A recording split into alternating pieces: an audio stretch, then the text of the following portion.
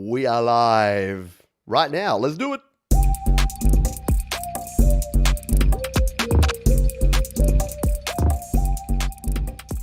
Good morning, good afternoon, and good evening, and welcome to Studio Live today and the Creator Town Hall for another week. Yes, this is our newest show. We're into episode 4, and it's 2 hours of creative chatter to get your week ended right. Welcome, wherever you are in the world, whether it's Sunday afternoon, Sunday evening, or like here in the future in Australia, Monday morning. I hope you are doing well. We got a whole bunch of stuff to go through today. We've got a bunch of topics that I want your opinions and your input on. I'm answering your questions. In fact, if you've got questions, all you need to do is do this. Put question in front of your comment. I'll make sure that I can find that in the comments section. We got a midpoint motivation as per usual. We got some hidden gems, those cool YouTube channels and resources that you may not know about that you should be subscribed to get the best information. And we've got a whole lot more. We've even got a special guest dropping in, but they may be live right now as well, because in the world of live streaming, sometimes you have some conflicts. So yes, look forward to having someone to chat to, because 2 hours is a long time to talk. And I've realised that my voice only lasts about an hour and a half. So we'll see how we go. Welcome to the folks who are here live. Hello to Kim. Hello to Autism Rocks, who've got a very cool thing going on. We'll talk about that later. I want to make sure everyone knows about the opportunity there. Mark's in the house here. We got Tom Richel. And we've got Star Wars J. Let's start with this question, because they put this question up an hour before we started. So let's just start with a Q&A question, shall we? Let's get straight into it. Star Wars J. Hey, Pete, mate. Quick question. What DAW for PC is easiest to use and or closest to GarageBand? I just invested in a nice PC and I want to make some tracks on it. What a good question. And my immediate answer is what I used to use, which is Reaper. So if we go to reaper.fm and we'll jump over here on the screen. This is Reaper, and you can see here you can download it for free. You get, I think, a 30-day trial, or at least 2 weeks free. You get a free trial, and then you get the ability to use it after that. You get a nag screen, but you can buy it. It's super cheap. It's only $65, I think. $60, there you go. $60 for a license, or $225 for a commercial license if you've got multiple users and you're using it for lots of things. But it's a very, very cool digital audio workstation. Here's the thing. It's not GarageBand. There's really nothing that's as simple as GarageBand to use, in my experience. But it is super powerful, multi-track, multi-function. You can use your VST plugins. You can go nuts. Unlimited tracks, unlimited plugins, like as much as your machine can handle. And by the sounds of it, you got yourself a nice new PC. So I would give Reaper a go. The other thing is a little app called Cakewalk by BandLab. Now, if you know Cakewalk, it was the kind of gold standard for PC music production for a very long time. And Cakewalk kind of just fizzled out. But guess what? BandLab grabbed Cakewalk and created a free piece of software. So yes, it's Windows only. You can download it there. It's 100% free, no payment ever. And it is a cool piece of software. And if you look, here's a spoiler alert. I was going to show this in our hidden gems. But if you want to learn about Cakewalk, go check out this guy. His name is Mike, and he's from Creative Source, and he's been absolutely crushing it. Look at that. Like he's only been doing this a couple of years, and I've worked really closely with Mike, and we've done some collaborations together, but he is just destroying and doing it in a really good way. So he's got some great videos on here, and particularly if you go to his playlist section, he's got an entire Cakewalk playlist. Got to find it now. He does so much stuff. There you go. 32 videos. Cakewalk by BandLab. Today we're going to be... There he is, in all of his handsome glory. So go and check out Mike at Creative Source. Learn Cake. So if you want something completely for free, download Cakewalk by BandLab and then go watch all 32 of Mike's videos, and you'll learn everything you need to know to get started and get creating in BandLab. Or Cakewalk by BandLab, or BandLab by Cakewalk. So thank you, Star Wars J. Live long and prosper, my friend. I hope you're doing well. Thank you. Who else have we got who's snuck in here? We have Ed Z in the house. Hello, Ryder Church. Hello, MN Keeper. Haven't seen you around the channel for a while. Good to have you back. Now, because we did see our friends here, Autism Rocks, the positive autism.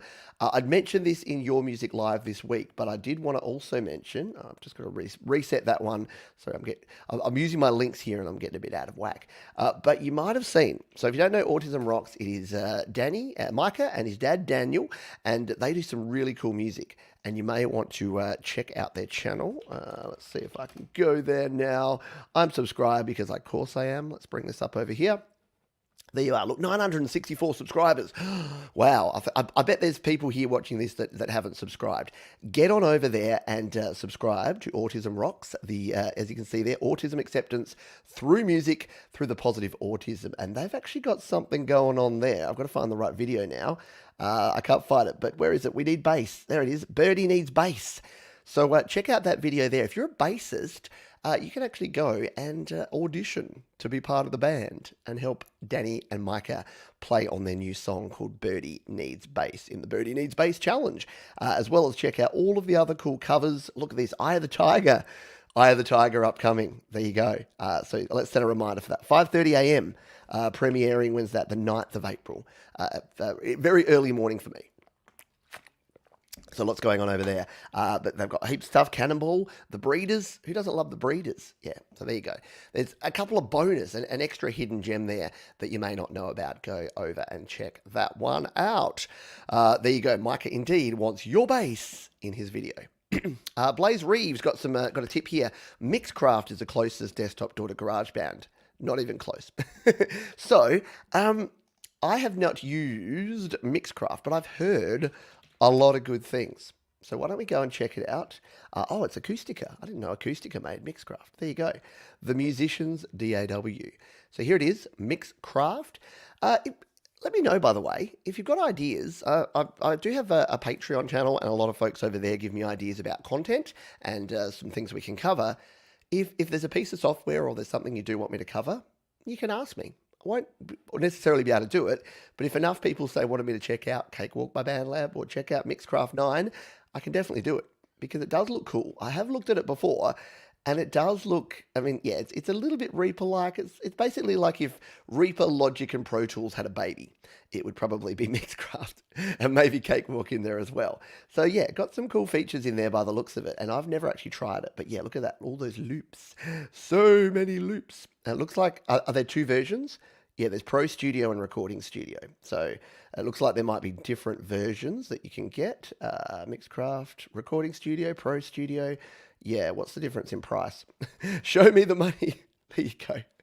Okay, so $150 for the Pro Studio, $75. So yeah, comparable. Definitely comparable. So another one worth checking out. There you go.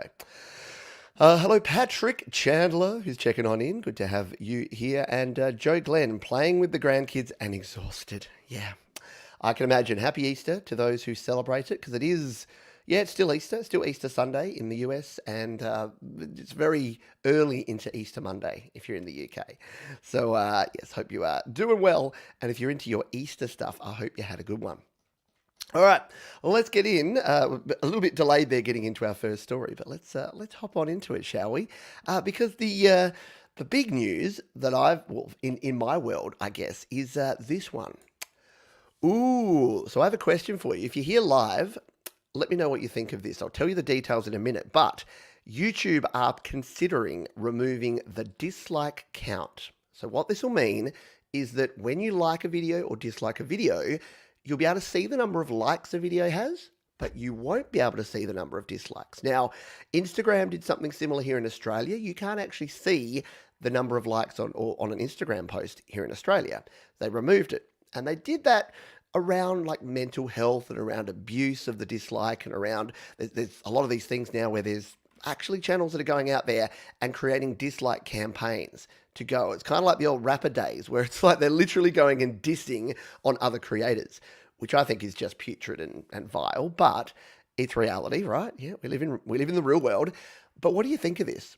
Let me know in the comments in the chat here right now. If you're watching on the replay, let me know in the comments because I'm really interested. I sit on the fence on this one, and I'll give you my views. And when we're joined by our other creator later in the video, I'm going to ask them for their opinion. See, I'm not even revealing gender there. I'm being super secretive. But here it is. So if we jump over to, I'll have a look at your opinions in a moment. Here it is. So they put this out on Twitter, and shout out to Bandrew, by the way, at Podcastage. I heard this on his podcast this week. And so YouTube have said, I quote, thumbs up, thumbs down. In response to creator feedback around well-being and targeted dislike campaigns, we're testing a few new designs that don't show the public dislike count. If you're part of this small experiment, you might spot one of these designs that looks a little bit like this in the coming weeks. Example below. And then it goes on to say, creators, you'll still be able to see the exact number of likes and dislikes in YouTube Studio. For viewers, if you're in the experiment, you can still like or dislike a video to share feedback with creators and help tune the recommendations you see on YouTube. So that is the important thing. YouTube are not removing the dislike. They're not removing your ability to hone your feed so that you're going to get, because let's be honest, the point of the dislike is not to hate on people. The original point of thumbs up, thumbs down was, I like that video, show me more like that. I dislike that video, it's not for me, show me less like that. It really has nothing to do with this whole popularity contest, but that's what it's become in time. So my question to you is, good move, bad move, and why? Let's see what some folks have to say about this. All right. Autism Rock says, we'll slow down the trolls. Yeah, I think that's a valid point there, because people want to see that. If you did have one of these targeted dislike campaigns, which still makes me shake my head every time I say the words, but if there was a targeted dislike campaign and you couldn't see the effect that was having, you didn't know how many dislikes there were, there'd be less people that would be going like, oh, there's 1,000 now. Oh, now I'll be 1,001. Yay, look at that. So yeah, potentially. Feisty Heisty, cool name. Feisty Heisty. YouTube is becoming more and more like Facebook. A little bit, isn't it? You got the community tabs in there. You've got the ability to share pictures. You got the stories. It's basically becoming a Facebook, Instagram, Snapchat kind of hybrid. Is that good or bad? Tom Rochelle says this. Yes, do it YouTube. Dislikes are worthless. If you have an issue with a video, give constructive criticism in the comments. It's more helpful to the creator. Yeah, and again, if the whole point of the dislike is the old, what was that? Not Fetch TV. What was the old one called? I'm losing my mind. What was the thing that? I'm losing it. The PVR, DVR system that was in the US for many years. TiVo. It's like the old TiVo thing. When you thumbs down stuff, it just says, don't play me anymore, girls of the Playboy Mansion. Play me more Simpsons. I don't know. So Feisty Heisty says they are trying to silence people that disagree with their narrative and the rules. Well, yeah, I guess it depends on the intent, doesn't it? So it really depends on the intent of the creator and the intent on YouTube. But yeah, Tom's point is, like Feisty likes Tom's point as well. What else we got here? Huska says you could probably do some math and get an estimate of the number of dislikes. Yeah.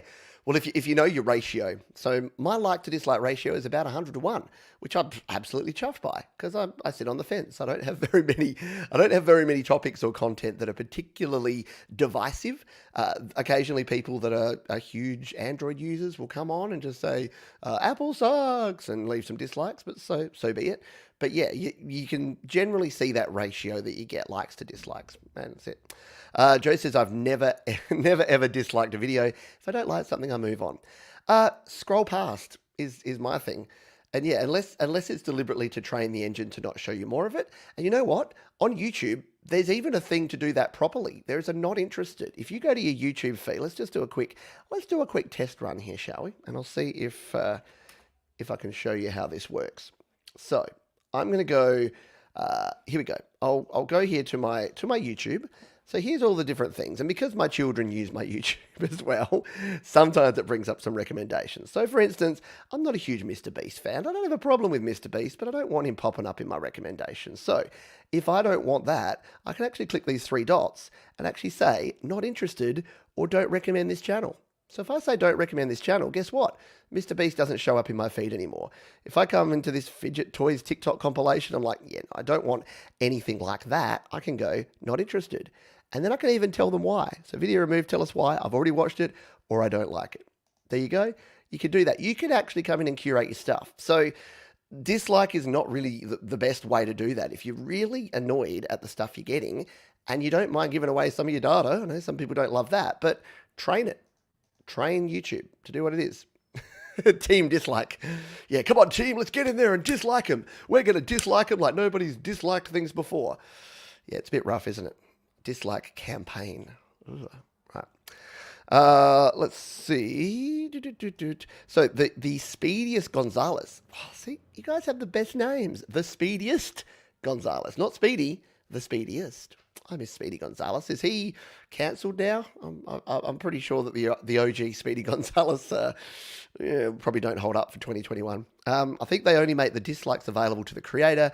Then there's no reason it shouldn't be visible to the public because it still will affect the creator and they'll still see it. That is a very good point. So here's the thing. If you go back to that YouTube, Twitter thing here, let's go back to what YouTube have said this is for. So it says... So creator feedback around blah, blah, blah, blah, blah, blah. Where does it say? It said something about mental health. Around well-being and targeted dislike campaigns. So you're right. It's kind of a half measure, isn't it? So if YouTube were really like, we don't want creators feeling bad about their dislikes, then showing it to creators and no one else. I mean, I guess there's the whole public shaming versus private shaming thing. But if they don't want it, just don't have it at all. Again, isn't the opposite of liking nothing? Like, can't it be that? I don't know. I actually don't know what I think because I've never been that worried by dislikes. But what I don't like, especially in the creative space, is for creators starting out, musicians, artists, whoever you are, when you start sharing your stuff, when you first put it out there, and I don't care who you are, and I don't care how experienced or how thick-skinned you are, when you put something out there to the public for public scrutiny, and you get someone that just comes in and hits that dislike button. You can get 10 positive comments and 50 likes, and you get 1 dislike. Where does your attention go? Where does your psyche go? It zones in on that dislike. I don't know. Is this going to stop that? Probably not. But it's an interesting one anyway. And it's interesting to get your views on this one. TiVo, yeah, I know. How long did it take me to think of the word TiVo? Lucid, how long did it take you to get the community tab on your channel, Pete? I think it used to be 10,000 subscribers. It's reduced. I'm pretty sure it's 1,000 now. I think you get the community tab after 1,000 subscribers. Someone may be able to clarify that for me. Where's my Oingo? Oh, yeah, you've been the one that's been hitting me up with Oingo Boingo requests. I know. I don't know any Oingo Boingo songs, but they're pretty cool. Tom says I'd prefer if they got rid of her entirely. I've never clicked dislike once in my life. Yeah, likewise. I agree with Tom. Not showing the count may prevent trolls from piling on. Yeah, possibly. Oh, Gary Hub, Gaz is in the house. A quick hello. Nothing more. Nothing less. Mark says if you dislike, leave a comment to the creator as to why. That will help the creator up his or her game and get better. Otherwise, it's just BS. Yeah, exactly. Like if you want to help people out, help them out. But again, I think that a lot of people use the dislike button as their weapon. It's like, oh, I don't feel powerful, but the one thing I can control is this dislike button. And I don't know. I don't want to get into the head of someone walking around going, I sure showed those 10 people today that I disliked. Like, oh man, what's going on in your life to make you that way? I don't know. It's a bit sad. Yeah, so Kim says, I think it's 1,000 to get the community tab. I looked it up the other day. Yeah, so it is. Gary, have you got an artist channel? Gary Hubs, artist channel, all the way. That is very cool. I'll have to check that in a moment. See if Gary's got the tick, got the artist tick. Autism Rock says, I think it shouldn't be anonymous. If you dislike, it should show who posted the dislike. That will show, right? Because it is. It's the anonymity of the keyboard warrior that they actually love. They don't want it to be their face. They don't want that. They're generally, I know, well, look, we're speaking general terms here, but generally they're not brave enough to show their face and they're not brave enough to say, this is me and I think a thing. They just want to hide behind the crowd and just gently poke at people and bring people down secretly. Speedius Gonzalez says, hello, Pete. I've watched quite a few of your videos in the past, and I used to be in your live streams, a lot on different YouTube accounts. There you go, but I haven't come back in a while. How have you been? I've been good. I've been doing very well. Thank you. And it is, there you go, 1,000 for the community tab. Good stuff. Good stuff. All right. So you don't have it yet, Gary? You're still working on it? No, I do not. Yeah, I don't know. Unfortunately, there is a way through DistroKid that you can apply to kind of shortcut it. If you get 1,000, is it 1,000 that you need for that as well, for the official artist channel? But you're supposed to be able to do it through here. So over here on DistroKid, if you're a DistroKid user, you can actually, it's in beta. See, even DistroKid admit that, hey, we guarantee nothing, because it's, you're supposed to be able to get yourself an official artist channel without having to meet the minimum requirements. So there you go.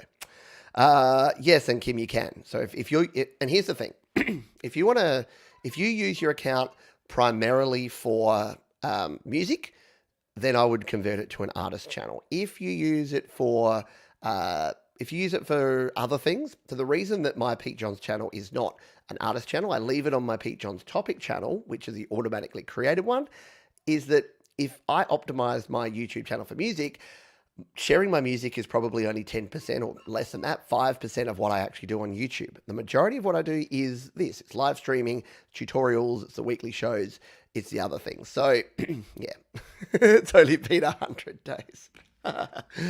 I'm sorry, Gaza. Beelzebub, hello to you. Thanks for being here. Another one of my wonderful Patreons. And if you do want to join the Patreon family, you can head on over to patreon.com/PeteJohns. That is where all the cool kids are hanging out. That's what I've heard. No one dislikes anything over there. We're all about the likes. There you go. Do we have a question about Your Music Live? I think we do. There you go. Feisty Heisty says, how do I send you a GarageBand project to critique or for the listening to your music? Yeah.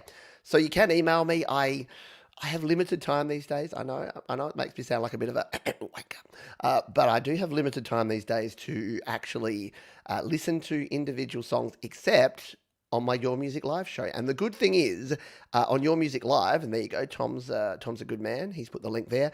The good thing about Your Music Live is it's not just me, it is everyone. So you can share it with me. We play it on the show, and then you'll get it listened to, and we get about 1,000 views per week. So you're going to get up to 1,000 people listening to your tune, and a lot of those will give you feedback both live on the stream and then in the comments. It's weird. People go back to the comments and they're like, I love this track and this track and this track. So yeah, if you share a song there, you never know who's listening. And folks like Nova Cascade, who's contacted me recently, and I believe you've submitted a track for a future show as well. So yeah, that is a way to do it. And if you've never seen Your Music Live, by the way, it is a weekly show. We do it on Friday nights, which is Saturday mornings for me, or Friday afternoons for those in the US.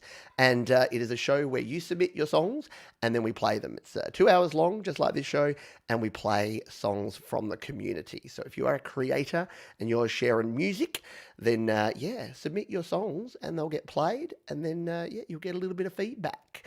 And yeah, it's again, it's not about disliking. If there's something in particular that I hear in the song that I might say, hey, have you thought about trying this? Then we may do that. But generally, it is more about just having your song played and then getting it out there, and then you can liaise with other people. And another good place, by the way, while we're talking about places, and we've actually just crossed 800 members over on the Create, Record, Release Facebook group. And this is going to be a bit meta, because just before this show, I did a little video saying congratulations. So there's me talking about this show and congratulating the folks for the 800 members that we have there. So if you're a creator again and you want to share, especially a music creator, jump on over, Create, Record, Release. In fact, you can get there by just going to createrecordrelease.com. Oh, it's not working in here. Createrecordrelease.com. That will be your shortcut straight into the Create, Record, Release Facebook group. There you go. Kim says, thank you. Going to make mine an artist account. Frigsy. Speaking of usual suspects over at Your Music Live, yeah, thank you. It's a very, very supportive forum. You'd be amazed at the quality and just the kindness and the willingness to help of folks over there. Very cool indeed. Alrighty, let's move on to our next topic. And it's going to be this one. Let's talk headphones, shall we? So, what headphones do you use? Are headphones okay for mixing and mastering music? And what do you have to consider when you're buying headphones? And what the heck are ohms? And why do they matter? So let's jump in and talk to this. But if you're here watching, I want you to be interactive here. Do you currently use headphones? And if you do, what do you use and why do you love them? Why do you like your particular headphones? I'm a big fan of these ones. Oh, I'm using my old ones here today again because it's just so comfy. But these are the Sennheiser HD 280 Pro. They're my go-to headphones. And if you want to see what I recommend, these and all the other ones, you can, of course, go to the gear guide, which is over here, studiolivetoday.com/gear. And there's all the gear that I use, including the headphones, which are these ones here. So let's jump on over to Sweetwater and take a look at them, shall we? So the reason I like these and use these is that they're closed back. That just means they go all the way around your ear. Sound doesn't escape and more importantly doesn't get in. So when you're tracking vocals or when you're tracking guitars, you're not getting that feedback into your microphone. That's important. Open back headphones, it all comes out, goes into your microphone. You get a bunch of audio bleed. So even though something like Sennheiser HD 650s, which are like 5 times as much, are probably better for mixing and mastering if you want an all-in-one headphone that you can record as well as mix and master. That's why I like these ones. But what am I talking about with this ohms stuff and why is this important? So if we come down here and we check the specs of these headphones, you'll see that we have a whole bunch of information here, including this, the impedance of 64 ohms. Now, why is it important? Because ohms is how much power is needed to drive your headphones, and different headphone amps in different audio interfaces, mixers, devices, your iPads, your iPhone, have different levels of power. Now, 64 ohm headphones are the highest ohm headphones I would go for. 64, 32, something in that range. As soon as you get over that, what you'll find is there's not enough power to drive them. The headphones are needing more power, so you're getting a really low signal. So if you've ever set up and you've been to record and you've turned the volume right up on your headphones and you're not getting enough sound, chances are that the headphones you're using, the ohms are actually too high. They're too high powered for the gear that you're using. And what you would need is something like a headphone amp. So if you come over to here, if we search this, if we go headphone amp, we can come in here and check I don't actually know what Sweetwater have in terms of headphone amps here. Here you go. We've got a few here. Desktop headphone, the Mackie HM4. And basically what these are going to do is put your headphones in and then it's going to give you a power amp. So it plugs in and it will amplify your headphone jacks. And let's just see what sort of power you get out of this one. What have we got in the specs here? Spec sheet. Here, so it's 12 volts. It doesn't have a whole lot of detail about it. But basically, the more powerful your headphone amp or the more powerful your DAC, your digital to analog converter is, then the more power you're going to be able to use. So if you go for something like, what's some high-end ones? Is it the HD 600s? I reckon these use a bunch of power. Here we go. So these are $300. These are the HD 600, which are kind of the gold standard for listening quality headphones. But you can see there, because they're open back, they're not good for tracking, but they're very, very good for things like mixing and mastering. They're also 3 times the cost of the HD 280s. But look at that. 44 reviews, 5-star. They're just like, everyone just says, yep, these are what you want. If you're an audiophile, these are what you want. But if we go to the specs of these suckers, check out that. 300 ohms. And I've seen people do this. They've got like a Steinberg UR12 or a Focusrite Scarlett Solo. They've got a small audio interface. That's just not going to cut it for something like a 300 ohm headphones. You'll need something that's got an amplifier that's going to push through more sound, or you'll need an independent external digital audio converter, digital analog converter, or headphone amp to run them. So it's kind of like the thing. I've seen people also buying microphones. They're buying like the Shure SM7B, but not getting a cloud lifter or something to actually lift the gain level. It can be a trap. You can actually buy things that are too good for your existing gear. So sometimes you spend twice as much and you don't actually get something better because it's not going to work with the gear you've got. So hopefully that helps you out. If you're in the market for headphones, or if you're buying headphones or looking to upgrade your headphones, keep the ohms in mind. Anything over 64 ohms like the Sennies here could land you in trouble depending on the gear you're using. Let's have a look at what folks are using. Happy Ron in the house. Hello, Happy Ron. Hope you're happy.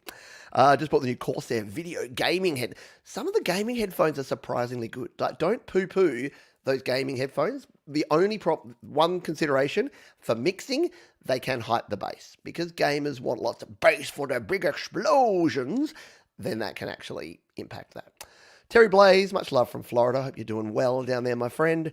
Patrick's using the HD280 Pros from my suggestions, and it got him off the gear. Good man. Listen to my advice and use the gear guide. I appreciate it. Thank you very much. Mark is using the ATH M30Xs. Very good, dirt cheap, and can use them for hours on end. So yeah, let's look at some of these as we go through, because we might as well check the specs. So the M30X. I've searched for them before here because they're in my search history. Here they are. So yes, they're even cheaper than what we have. So there you go. Closed back monitoring headphones, quite similar to the Sennheisers. In fact, I reckon they're also 64 ohm from memory. 47. So there you go. So that the benefit of that is you need even less power to drive these. So if you're finding the Sennheisers are not good enough, then you're going to be able to run these on pretty much any amplifier straight out of your iPhone or iPad even. So yeah, there's another option. The ATH M30Xs are a popular go-to option. Joe has the same as you. You recommend they are so comfy. I mean, I wear these for 2 hours doing the show and doing Your Music Live, and it works really well. Kim just got some Beyerdynamic Dt 770s, pretty flat. I love them, and I think you said, yeah, the 250 ohm version. There you go. So let's take a look at these suckers over here. The DT 770 here on Sweetwater. They look like this. I've never owned any Beyerdynamics, but yeah, they are good. And see, here's the thing. There's your 80 ohm, and there's your 250 ohm. Keep that in mind, optimizing for studio recording applications. So if you're running a smaller audio interface, say you're rocking an iRig or you're rocking a Steinberg, and look, they'll still work. You'll get some audio out of them, and as long as you're not mixing or mastering or recording at really high levels, they'll probably still work. But you just, like, more is not always more. Like, the reason these are actually the same price is that the 250 are great if you're running, like you'll get better sound if you've got a really powerful amp, but you can also go the 80. But yeah, there you go, 159 American dollar bucks for those. Oh, look at those. Look at the nice padding on those. That's like a velour couch from the 1980s. Love it.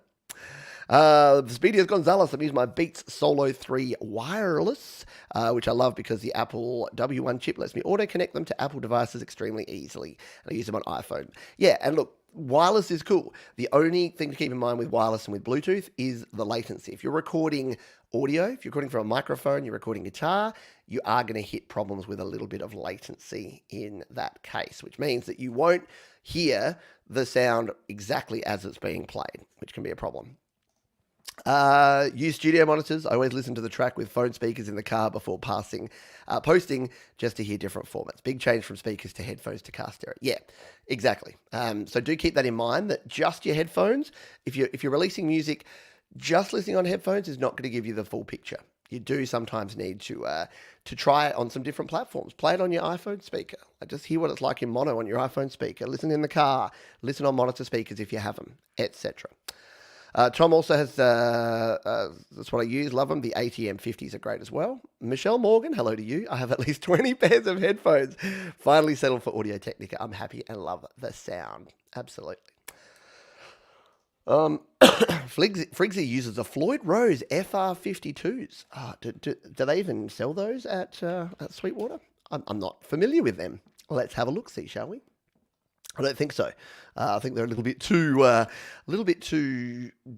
what's the word? Not upmarket, but niche, I guess. A little bit niche. Headphone amp is pretty cool. Would be great if you need it. Yeah, exactly. Headphone amps are cool if you do need multiple people listening. That's the other thing. If you've got an audio interface that you love, but it's only got one headphone out, and you don't want to be able to have multi-outs in terms of different mixes and stuff, you just want like 3 or 4 people to be able to hear the same track, maybe at different levels, yeah, grab yourself a headphone amp. It can improve the quality and it can give you the boost. The Scarlett Solo and the 250 are fine, but I do have to turn it up compared to my old Sonys. Yeah, and that's the thing. It's not the end of the world, but if you like to listen really loudly, like especially if you're into rock and metal and that sort of thing, don't, because there's a problem. I've had metal dudes come to me and they're like, oh, I bought the most powerful headphones I possibly could, and now I'm just getting this wimpy wussy sound. And I'm like, yeah, that's the problem. Unfortunately, if you've got 250 ohm headphones and your amp of your interface isn't pushing out enough sound, you're going to get lower volume. It's going to be really nice quality, but really low volume. Hello, Miguel. Learning a lot. Thank you. Good to have you here. Hey, Bear is in the house. Good to have you here, my friend. Jim Shannon, I'm using a cheap pair of headphones from the dollar store. You know what? Use what you got. I've mixed songs on like $10 eBay earbuds before. And again, the key there is if you want to make sure that it's translating, maybe then go and listen on some other speakers just to check things and just to make sure things are sounding the best that they possibly can.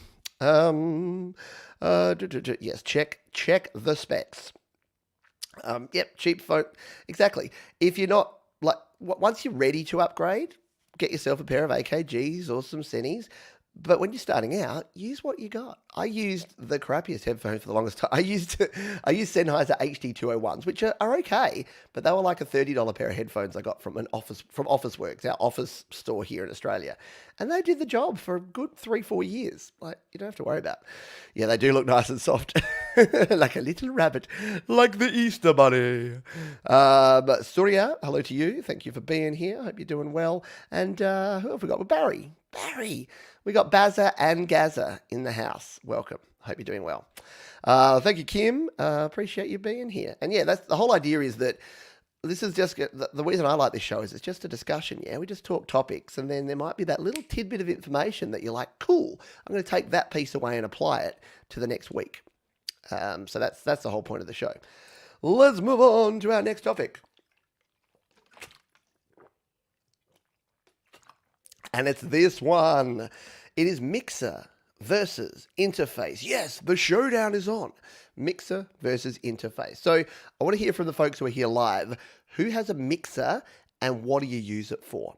So if you're not familiar with the difference here. So again, we'll go back to the gear guide and I'll show you what I use and then I will be able to break it down here. So audio interfaces. I use the Steinberg UR22C, which if you've been around this channel more than about a day, you probably realize. So it's not the cheapest interface, also not the most expensive.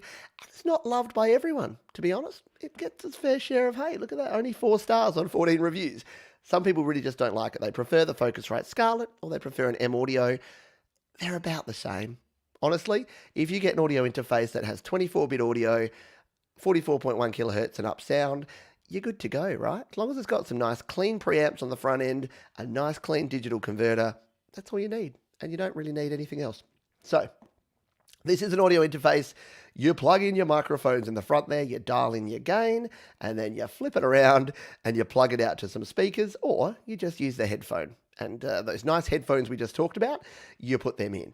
So audio interface is really good for recording. So really good to plug in your stuff, set your levels, load up GarageBand, load up whatever you're using to record, hit the record button, and you're away. And as you see here, for Mac, PC, and iPad. The reason that I like this one is that it is really good for iPads, because you can see here, it has a multi-power source, which means you can power it directly from USB 3, but you can also power it from 5 volts of DC power, so you can connect it up. And then even if you don't have a powered USB hub or you don't have the Lightning to USB 3 adapter, you can plug it straight in there and then use 5 volts of DC. So plug it into any USB battery, plug it into a USB wall charger via a micro USB cable, and you're off to the races. And that's what I love about it.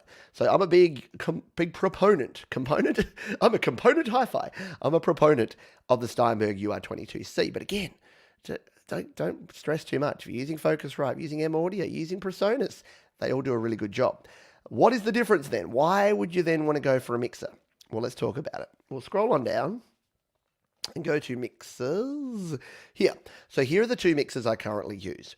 I was using this, which is an actual hybrid. This is a hybrid mixer audio interface. It's $400, so it's not cheap, But this, as you can see there, it does the same thing as an audio interface. In fact, it has audio interface mode that does almost exactly the same thing, but you can actually have multiple channels. So this is a hybrid, which means that you can do two things. You can plug all your stuff in, your guitars, your microphones, your everything, and then you send all of that stereo signal out to your PC, your Mac, your iPad, your iPhone, and it just mixes down. So what I'm doing right now is just that. But the benefit of the Zoom Live Track is you can also record each of these channels individually. So if you plug this in, you can plug a mic into lines 1 and 2. You can plug stereo mics into 3 and 4. You can plug a stereo keyboard into 5 and 6. And you can record all of those separately so that you can actually mix them after the fact. Very cool, yeah. The reason I'm not using this right now, you're not hearing me through this right now, it doesn't have a driver yet for the Mac M1. We don't have a driver for the Mac M1 on Big Sur. So I'm waiting patiently for that to happen. And in the meantime, I'm not creating, because it just so happens that I was about to sell, but luckily didn't, this, which is what you're hearing me through right now, the Samson MixPad MXP 124FX mixer with USB and effects. So this is pretty cool. If I turn, like, again, you've got effects on here. So I've got my effects set to some vocal hall reverb. So if I turn that blue knob that you can see there on my mixer, I can be down the well. So the reason that's cool is that if I'm doing live stuff, I can plug in my guitar and mic, I can add a little reverb, and I can change it. I can put the compressor on, I can change my gain, I can add a high pass filter. So the reason you'd use a mixer over an interface is mostly for live application. If you're recording and you're only recording to then mix and master and release after the fact, do you need a mixer? Not really. You can pretty much get away with using an audio interface. The reason that you would want a mixer is if you're live. So if you're live streaming, if you're doing a live podcast, that's the reason why you'd actually want a mixer, because it gives you that power on the fly. And for me here, I can quickly and easily bring different channels up here. So for me, if we jump over here, I've always got my, it's going to make a liar of me now. I was going to say, I've always got my iPad here on the screen ready to go, except when it goes to sleep and goes away. So let's bring my iPad back up to the screen here, because I have my iPad plugged in through a channel here on my mixer. At the moment, it's on auto AirPlay, but when I turn on my powered hub, it will come to life. And in just a moment, once it's up there, it should tell me that it's connected. So I've got this connected in from my iPad. It's going to crash now. It's going to make a liar of me. I've got this onto channel 12 here. So if I want to play this back, I hit the play button. And let's turn up channel 12.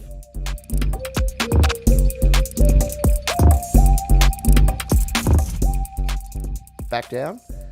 So for someone like me that needs to demonstrate stuff on multiple devices, it just gives me the freedom and flexibility to be able to do that live. And that just saves me a lot of time. Even in my pre-recorded stuff now, I generally get the levels right, record it, and then mix it on the fly. So that when I'm doing my video editing, I don't have to go back and spend an hour tweaking independent audio channels. I get it, as much of it right at the source as I can. And I recommend you do the same if you're doing this sort of thing. So that's my view and my setup. Let's see what you think, because I want to make sure that we get your questions and your comments on this one. So have a quick drink, and then we'll jump in and find out what people think. We've already talked about that. Mark says, static mix on headphones, adjustment on monitors, check on different speakers and adjust accordingly. Yeah, absolutely. And as Tom says, this is on the previous topic on headphones. Most of your listeners will be listening on cheap headphones, so that's not a bad way to reference. Exactly. Spot on. Terry's using the Evo 8. I haven't used the Evo. Are they good? I'd love to hear about how that's going for you, Terry, because they look kind of cool. Let's look at these as we go through, just so you can get an idea of the different stuff. And again, if you go via studiolivetoday.com/gear, even if you don't buy the stuff I recommend, they will break off a chunk and send it my way. So thank you, everyone, for supporting the channel if you do that. So here's the Evo 8. It's a pretty new minimalistic interface, and I'm pretty intrigued by this. Look at that, 14 reviews, 5 stars all the way. So it looks kind of like an iRig Pro IO. You got your stereo outs, you got 2 headphone jacks, you got your instrument in there, and you got 4. This is good, $199, and you got 4 complete preamps as well as 2 independent outs. Yeah, okay. I really need to take a serious look at this. Immediately after the show, Pete's like emailing, hi, Evo, would you like to send me an Evo 8? I want to check it out. Looks pretty cool though, doesn't it? Yep. My wife upgraded to GarageBand to Logic Pro this year. I use an IO Station 24C by Presonus. It's a combination audio interface and door controller with a motorized fader. Come on now. Probably not cheap. Let's see if we can find it here on Sweetwater. They sell a lot of Presonus gear. I'm sure they'd have it. So what is it? The IO Station. There it is, 24C. IO Station 24. Not bad, actually. That's not too bad at all.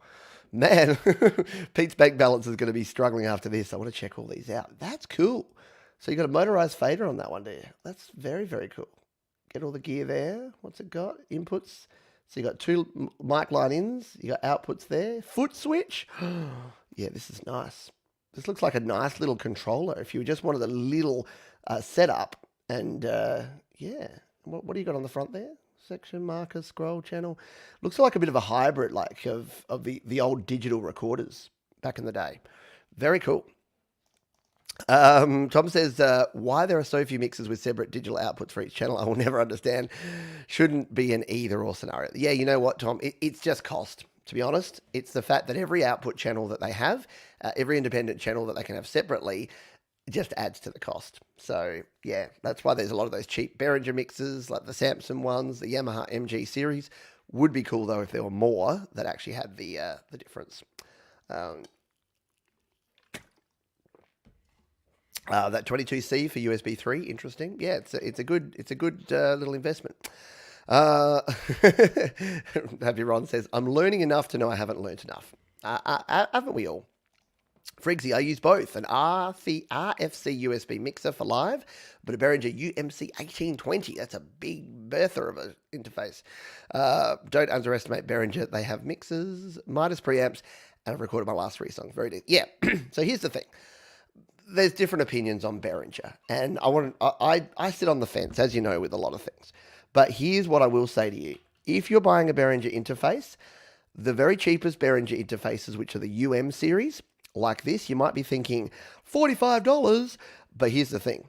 It's got the Xenix preamps, which are noisy, let's be honest. They're not the best preamps in the world. They use them on a lot of their low-end mixers, and they use them on these low-end interfaces. This is also 16-bit. It also has unbalanced output.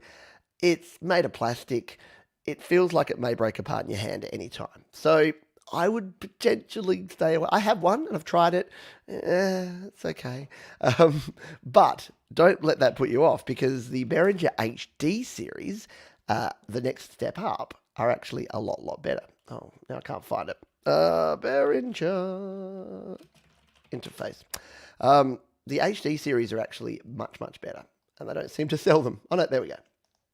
There you go, the UM24 HD. So again, it's only $100, and I know a lot of folks that have these and swear by them. They say that they are really good. There you go. You got the Midas preamps on there, 192 kilohertz. So you got the full 24-bit bit depth. You got all the options there. You've got your monos. You've got stereo input, as well as being able to change them for either a microphone or a line level signal. So yeah, it's got all the things. If I had only $100 to spend and I wanted something, I'd probably buy this. I would probably save up the extra 100 and get something like the Steinberg or the Focusrite Scarlett, but that's just me, because I just prefer those brands and I find their quality and their build a little better. So, yep, I agree with you, Frigsy, though. Don't overlook it. Don't just go, no, I'm not going to do it. Bear also using Behringer? Yeah, absolutely. Works well. If you're having issues with an interface, check your instrument. Yeah, exactly. If you're having problems with like ground loops or hums or background noise, it may be cables. May not be the interface itself at all. We're way behind here. I better keep going. Tom uses a combo of both until there's an affordable mixer with individual ones. Tom using the Yamaha MG series, the Zoom U24, and the M Audio M Track Duo. So all quality stuff, and not going to break the bank. Any 3 of those would work well and wouldn't break the bank. Jim Shannon says, my AT2035 records soft on my Focusrite 2i4 2nd gen. Question, should I get a cloud lifter for the mic? Possibly. So if you're not familiar with what a cloud lifter is, I'll come here and show you, shall I? So cloud lifter, there's also the FET head, which does the same thing. So what these are is they are a inline microphone gain lifter. So they're not really an amplifier, but they're a gain lifter. They're not cheap. As you can see, you'll end up paying more for one of these than you will for the actual microphone sometimes, unless you're buying something like an SM7B. But the reason that you need these is that especially your dynamic microphones come through with very low gain. So if you're using something like a Steinberg or a Focusrite interface and you're plugging in, you'll know this if you've plugged in even an SM57 or something like that, you'll know that you get pretty low gain sometimes coming through. So the answer is you get a cloud lifter. And in fact, now our guest who's hopefully joining us here today actually uses an SM7B, and I'm pretty sure she has either the cloud lifter or, I think she might have, I've given away her gender now. I think she might actually have the Dynamite, what's it called? This one here. So this is the same sort of thing, inline preamp, the SE Dynamite, which cooks cool. It's red, so it goes faster. So yeah, that might be another option for you there, Jim, to give yourself some gain. Now the AT2035, I thought that was a condenser mic. I could be wrong on that one. Yeah, so it is. It is a bit weird that you're not getting enough gain through your condenser, because ordinarily you generally only use a cloud lifter or need a cloud lifter for a dynamic mic. But it's worth a shot. I mean, it can't hurt you because eventually if you want to upgrade to an SM7B, the big daddy of all microphones, even if you don't know what a Shure SM7B is, you've seen them because every podcaster and YouTuber in the world seems to own one now. It's this one here. It is the cardioid dynamic microphone from Shure. And again, it is a great mic. Lots of good reviews. Everyone loves it. I don't use one because I think it's kind of overkill for what I do, but maybe one day I'll own one just because peer pressure and all that sort of stuff. But yeah, because it's got quite low gain coming through on that microphone, you do generally need to invest not only the $400 for the mic, but another $100 to $150 for some sort of lifting device. So to answer your question, Jim, maybe, but I'd tweak around a little bit with your gain settings and see if you can find a solution first. Let's continue on because I'm getting a little bit behind. Joe Glenn uses a UI22C, your recommendation. It's fine for our needs. Less knobs are better, right? Yeah, less knobs are better. Terry, oops, I missed your one. Oh, you got some Kali LP6 monitors came in. Yeah, nice one. Evo 8 is amazing. Great preamps, auto gain feature. Got one brand new for $140 on eBay. Wow, good deal. Good buying there. Autism Rock says a USB microphone plug direct sounds better than that $45 vet. Yeah, just don't buy a UM2. I know it's attractively cheap, but just don't buy it because you'll probably regret it after the fact because it's not the best. It's okay, but it's not great. Yeah, no, the Evo 8 looks like a really good unit.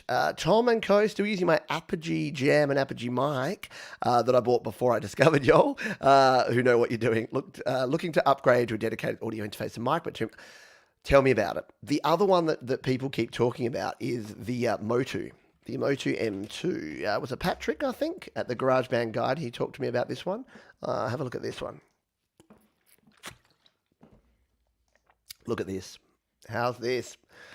Wow, look at that. Yeah, you got the little your inputs and your outputs. You got a little digital LED display on there. And look, it's just so clean. You got your phantom power, you got your monitoring. It looks good. You got MIDI in and out, USB-C, you got balanced and unbalanced. Yeah, I'm tempted by this. Pete's going to go on a splurge and buy like 4 different interfaces after this. Have you used an Apogee Duet? I haven't and I don't because Apogee interfaces tend to not be class compliant. So they're very high end and they're very good if you're using a Mac or a PC, but they don't tend to play as nicely with iOS. So I haven't gone down the Apogee path yet at this stage. All right. I'll just see if we've got any others. Huska says I have a microphone cable that doesn't seem to work anymore. I moved my mics to another amp and the cable has only worked once in about 6 times. Do you know what could be wrong? It could be a loose wire in that cable, especially XLR cables and TRS and TS cables. They just, over time, being yanked in and yanked out. Could be one of the pins on the connector is sort of shorting or is going on and off. It could be a bunch of things. Unless you're good with a soldering iron or unless you've got a friend who is, generally invest in a new cable. Yeah, with this one, I'd say, yeah, new cable. Friggsy says, I got a deal a while back on a Sennheiser 934 and got a Thomann FET amp in the deal. Wow, what a difference. But it needs phantom power. Yeah, right. So, yeah, that's the thing. I think it's the same with all those cloud lifter devices. They need phantom power because they're not really doing this, but in essence, they're turning a dynamic into a condenser. They're adding that additional gain that you get through phantom power in a condenser mic, but they're adding it to a dynamic mic. So, yeah, a good deal, but not sure. Oh, isn't that the ultimate question, Bear? Audio interface under 200. Right now, I can only go with what I use, which is the Steinberg UR22C, but we've shown a bunch of them. The Motu M8 looks amazing, especially if you want 4 channels. Wow, $200 and yeah, less than $200. The Motu M2 that we were just looking at looks amazing and gets really good reviews. Focusrite Scarlett 2i2, you still can't go past the OG. You really can't go wrong. It's down to personal preference. So I have covered this before. It may be time again to do a bit of a what's the difference between all of these, because it really depends on how many inputs you need, how many outputs you need. Do you need balanced or unbalanced? Do you need MIDI in and out? Do you need to use it with iOS? Therefore, separately powering is good. What sort of display do you want on there? Do you want fancy little dials like that, or do you not care? So, all of those are questions to consider. Colin, 804, AT50X. Yeah, we're talking headphones before. The AT50X are a good buy. And why can't I find them? Is that what we're referring to, the headphones? Not sure. But yes, the AT series headphones are good. Absolutely Average. Cool names that we have around here. I bought a BM800 and an extra sound card. V8 didn't do anything. V9 didn't either. So I sent the lot back. iPhone 11 Pro Max is the best sound indoors I've found so far. Yeah. And yeah, don't discount just using your phone's microphone, because it can work. It can do good things. You'd be surprised. Do you know if analog mixers are better than digital? And can I just get a mixer to record more than 2 inputs from instruments? Or would this be kind of muddy, the mix? Yes, it really depends on how you mix things. You can mix things well, then you could have a bunch of things. Like you go to a live gig, then yeah, there's a lot of them. There's a lot of them that mix in a bunch, like 16 channels, 32 channels, whatever it is. Then yeah, you're absolutely fine. So in terms of, do you know if analog mixers? So not really. Most digital mixers these days, honestly, are just an analog mixer with a USB sound card added to them. So there's not a whole lot of difference there, I wouldn't imagine. But yeah, no, I think if you're using a mixer and you record, especially if it's something like the Zoom Live Track that you can record separate channels, then yeah, you'll be gold. Pete, yours is a bit on the weak side. That's what they say. My coffee, my microphone. I mean, I like this microphone. This is the Audio-Technica AE3300. It's the Artist series, and I picked it up secondhand, but I think it's got a decent tone. It seems to work for the stuff that I do. Yeah, maybe one day I'll want to look all fancy and have an SM7B, but I don't know. I like it for now. I'm a simple man, and I don't want to upgrade just for the sake of it. I spend enough money on things. An MV7. Yeah. MV7 is the new hotness. So if you are on the fence about these things, where did I put that? I typed that into the wrong spot. Let's come over here and have a look at the MV7. Here we go. So the MV7 is like the only way to say it is it's a poor man's SM7B. Yeah. This is what it looks like. And it is a USB podcast microphone, but it also has onboard DSP, which means you've got processing, so you can kind of do some effect stuff live through the microphone, but it's also XLR. So the beauty of this is that you can use it as a USB microphone, literally plug and play in as just a microphone if you just want to record voice or want to do live streaming. But on the bottom there, as well as USB, as well as the headphone jack for monitoring, you got XLR as well. So you can actually use it as XLR. And as you'll notice there, $249. So it's significantly cheaper, $150 less than the SM7B. And because you can use it as a USB mic, you don't need all the other fanciness. You don't even need an audio interface. You can just plug it and play. Look, it doesn't get the same reviews, for only 4.5 stars, and a lot of folks have already got the SM7B, but it is worth considering. And again, maybe I need to go knocking on Shaw's door and say, hey, why don't you send me both? And I'll find out which one's better for you. But no, there's plenty of places online, plenty of people online who are indeed reviewing these, and you can check out those. But there you go. Shaw Plus Motive Desktop for greater control. I do own a Shaw microphone. I own the MV88 for my iPhone, so that is another option you can have there. Speaking of Shaw microphones, what a good segue here. I was probably talking too loudly, and a little birdie, was hearing me there. So I'm going to switch my audio here just so that our guest here can hear me. So we'll do that, and then we'll make sure I'm still coming through here, and we will introduce my guest to the stream, and it is hello. It is the wonderful Sarah Nguyen. Can you hear me okay? Speaking of microphones, am I coming through all right at your end? Sounding pretty good to me. So excellent. All clear on my side anyway. So excellent. We were just talking microphones, Sarah. What is that you're speaking into there? Just this little thing. Oh no. This is the Shure SM7B, which is my favorite microphone.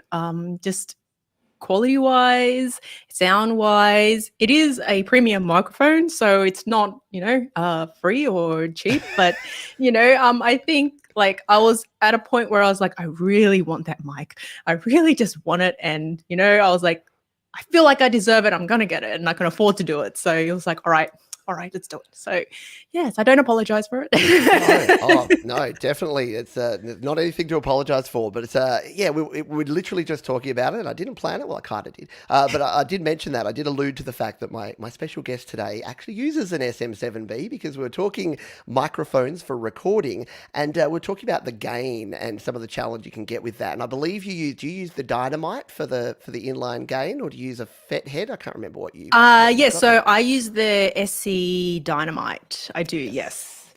Cool. I do. Nice, because we were talking before about the fact that a lot of people buy the 7B and then they plug it into their gear and they don't get enough gain. And something like this, like the SE DM1 Dynamite, can actually help you out with that. So if you do go down, if you go and spend $400+ on a microphone, guess what? You get to spend another $100 to get an inline preamp. So if you're going to spend that much on a microphone, I highly suggest that you research the microphone and learn that you need to get all these additional things. So then you don't get angry at the fact that you do, because you are aware that this is going to happen. So, be informed. Be informed. Absolutely. Yes. No, spot on. And no, Husker, there is no shame here. Absolutely not. At all. Sorry, Sarah and I do go way back, and I'm just jealous. That's the problem. I actually secretly want an SM7B. I've never bought one for some reason. But welcome. By the way, for those who don't know who you are, just drop in halfway through the show, and I'm just like, let's just keep talking microphones. We should probably give you a little bit of time to tell folks who you are and what you do. And here's your channel with your brightly coloured thumbnails that we can have a look at while you let folks. Who are you, Sarah, and what do you do? So I'm Sarah Nguyen, and I'm a YouTube content creator and content designer and course creator as well. And I create content to help you grow and build a business using video on social media. So that varies from live streaming to, using tools, amazing tools such as Canva to help you create your own graphics and all of that jazz. So Pete and I, fellow Aussie YouTube creators, banding together, supporting each other. And that's pretty much me in a nutshell. And very cool. And the reason Sarah had to drop in halfway through is that we were live streaming at exactly the same time. So I invited Sarah on the show and said, hey, Sarah, 10 o'clock Monday. It's a public holiday here in Australia. Perfect opportunity to come on the show. And she's like, great, Pete.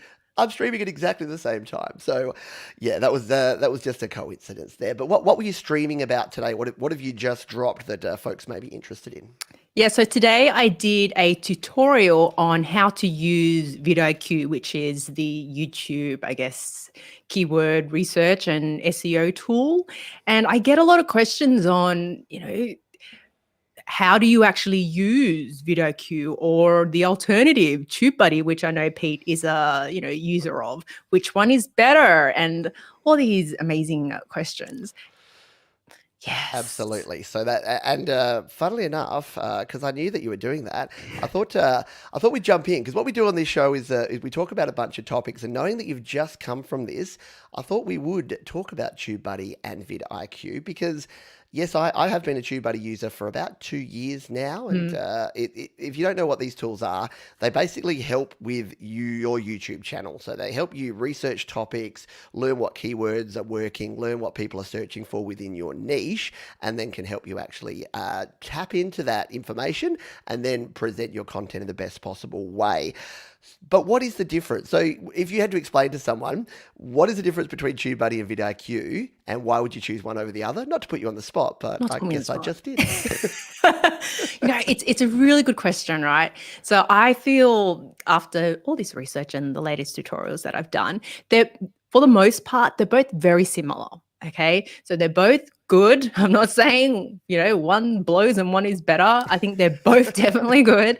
It really depends on your preferences and what's important to you, right? So I think they're both good. Don't think that if you've got one, then you're missing out on the other, and either one that you use is good. So I think in terms of, the similarities, they're very similar in terms of the optimization tools that they give you. So after you've uploaded a video, you need to add your tags, you need to, do a whole bunch of best practices, and both of them do pretty much the same thing. They're like literally identical in terms of helping you find those tags, helping you optimize with the checklist. They're pretty much the same, but one is red and one is blue. So I think...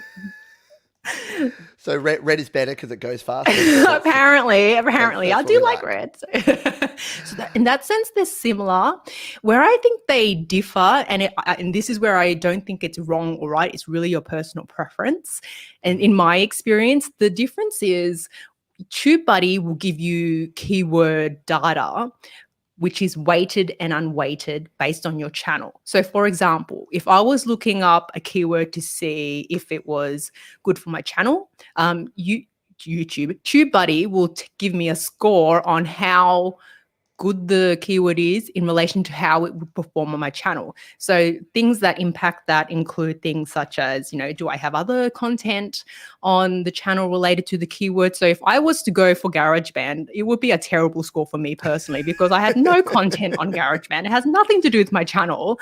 Whereas if I went for something like Canva tutorial, where I already have 20, tutorials, then that would be a better keyword for me.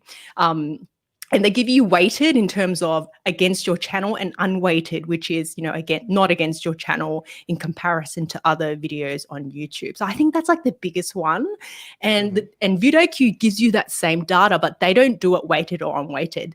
They just give you the score relative to YouTube. So they'll give you a score based on how competitive it is in terms of other channels competing for that same keyword and search volume. So they're the two different things. So I don't think there's one that's good or there's a better way to do it. I think that just really depends on, what you prefer. And to be honest, I think you either, when you first started, you either go for one or the other, and you kind of just stick with that one for the rest of your YouTube journey. So. And that's why, like me, as in my middle age, learning new things is not the easiest thing. And it took me a while to get the hang of Tubebuddy.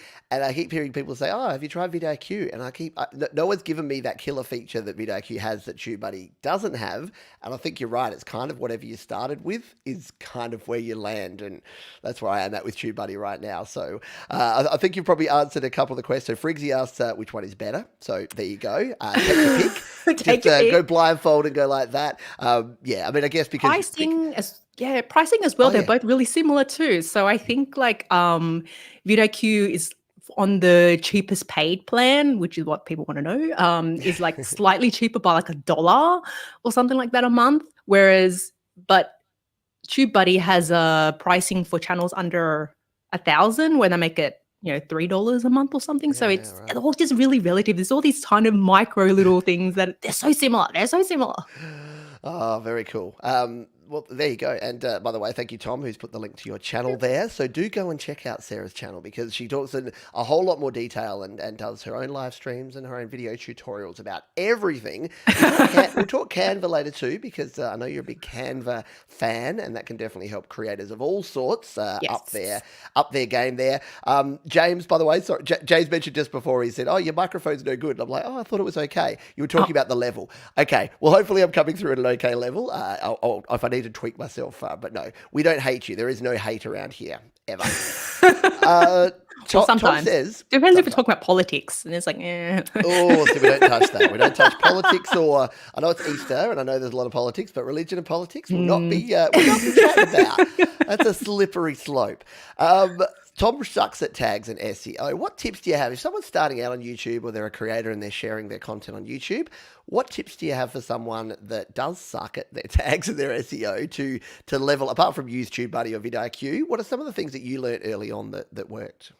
I think one of the mistakes that I see people make is that they don't know what tags to add. So a friend of mine, and I can pick on him because I've helped him with that video now, had a great video on presentation skills, right? Yeah. So presentation skills for being on an online Zoom call for work or versus presenting. And then he had a reference to Buzz Lightyear and Wonder Woman, which was great. It was relevant to his actual presentation. But then in the tags, he had Wonder Woman and Buzz Lightyear. I was like, this has nothing to do with it. Why are you adding that tag? And he's like, well, I mention it. And I was like, when you think of tags for your channel, don't throw in tags just because there are things that you've mentioned in the video. They need to be tags that you think people will search for that will help your video surface, right? So instead of having Wonder Woman and Buzz Lightyear because you mention it, maybe add tags that are like presentation skills for Zoom, presentation skills for online meetings, presentation skills for work. So and you use Tubebuddy and Vid Iq to help you come up with those tags because they will tell you the tags and the search volumes that will, they take the guesswork out of it. But it's to kind of shift your thinking on, I have to stuff as many tags as possible. I don't know what it is, so I'll add random words to what do I think people are searching for that I can add to the tags to make it relevant so I show up. So I think that shift in mindset will really help you ease into the tag and SEO process. Very cool. I hope everyone was taking notes because that is some amazing information. And the only thing I'd add to that is probably that while tags are important, they're not the be-all and end-all as well for search engine optimization. So something that Dean Nimmin, who's a mutual acquaintance of ours, I'd like to say friend. We're friends. We're friends. Yeah, we're all friends. Every YouTuber knows every other YouTuber. Mr. Beast just called him up the other day. But he talks about that getting your point across early. So there's a couple of things here. Using the tools to work out what you're going to talk about anyway. Yep. So sometimes reverse engineering it backwards, not making a video and then going, how do I make people find this? If you do it the other way around, you research your topic first, work out what the keywords are, and then utilize those words at the start of your video. So if you're making a video about a topic, YouTube, as we know, is listening and watching everything we do, sometimes creepily. So they know what's in that video. They know what you're saying. They'll know that when I come on the screen that I'm a balding dude in his 40s talking about Garageband. What I talk about is really important because if I start with, hi everyone, how you doing? What's going down? Is it all good? And the first minute is nothing to do with the topic, then that's going to count against me. Whereas if I come and say, in this video, I'm going to show you how to do this in this, I'm going to show you how to create music in GarageBand using this particular piece of software. Like that's the sort of thing that you need. And I know from watching your videos, you're very good on that. You'll be like, welcome to this Canva tutorial. Today we'll be doing this. Are you finding that works better for you? And does that come naturally now to you? I think definitely. I've always been one who needs to, I don't script them, but I definitely plan and structure the video. Otherwise, I would do exactly what you talk about. I'll be like, hey, it's nice weather in Sydney today. And, Sunday was a cracker, went to Sydney. No, I would totally blab on if I didn't have a structure. Whereas with the outline of what I'm going to say, I know I need to nail the keyword in the first, 30 seconds. Then I need to get to the point and tell them why they need to listen, lead into who I am, and then start the actual content piece. So I think having that structure makes sure that you do throw the keyword in there and so you can get optimized as well. And you're right, like tags are less important now than they were probably, we're going to feel old now, 10, 15 years ago. These are Yep. old goods, but they're still relevant. They still help. They're still in best practices. So don't poo-poo them. I see a lot of people say, I use all the tags and I can't get the video to rank, but another channel I saw doesn't have any tags and they rank. And it's like, that's just the way it is. That's YouTube. Yeah, exactly. That's the fickleness and the people that are just watching or not watching based on it. And there's a lot of other. I mean, we could talk YouTube all day, and we will certainly talk about a few topics around that. But yeah, there's so many things to consider and to think about when you're starting to delve into the world of sharing videos. We'll pause there, and then I'm going to ask you a question about something YouTube's going to do. We talked about it at the start, so I want your feedback and opinion on this. Okay.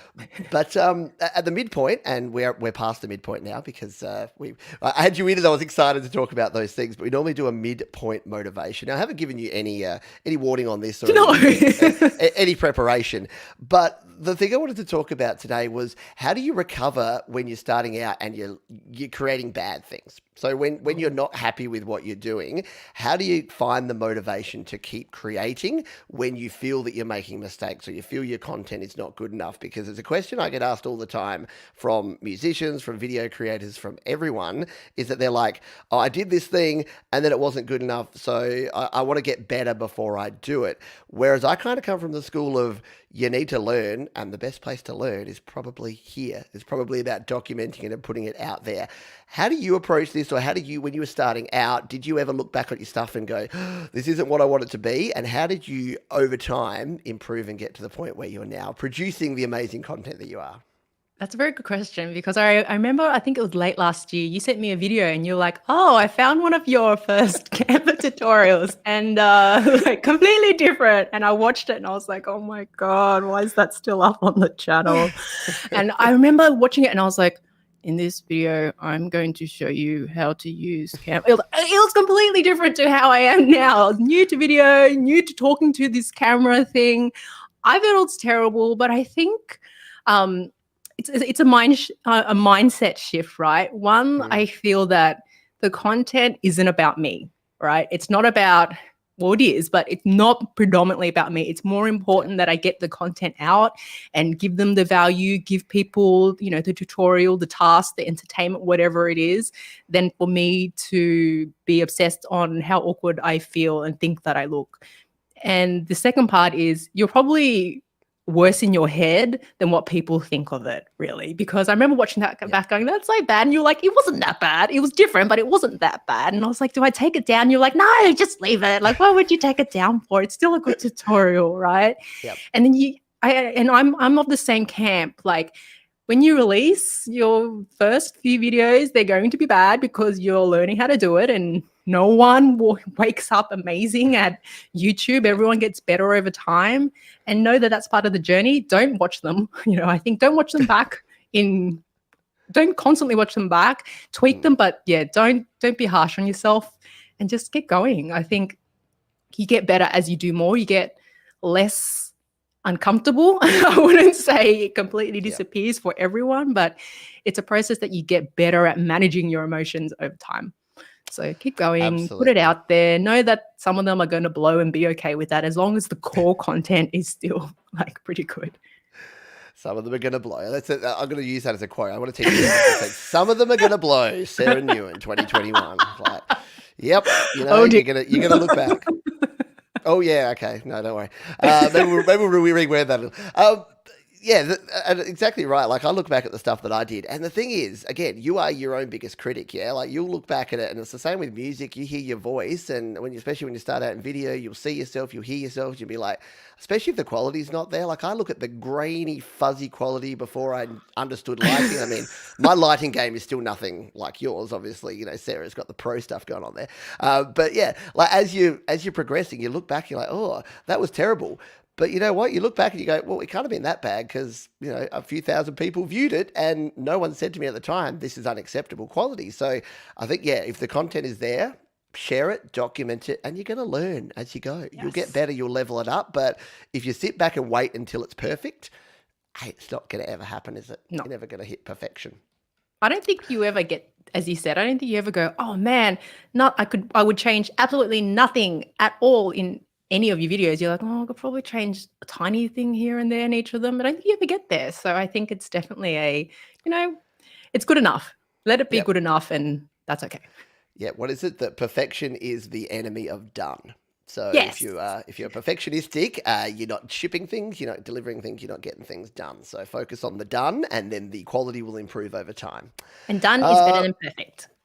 there you go. See, you've said it in a much better way. That will be the T-shirt. I'm going to get that one. Done is That's better than much better. perfect.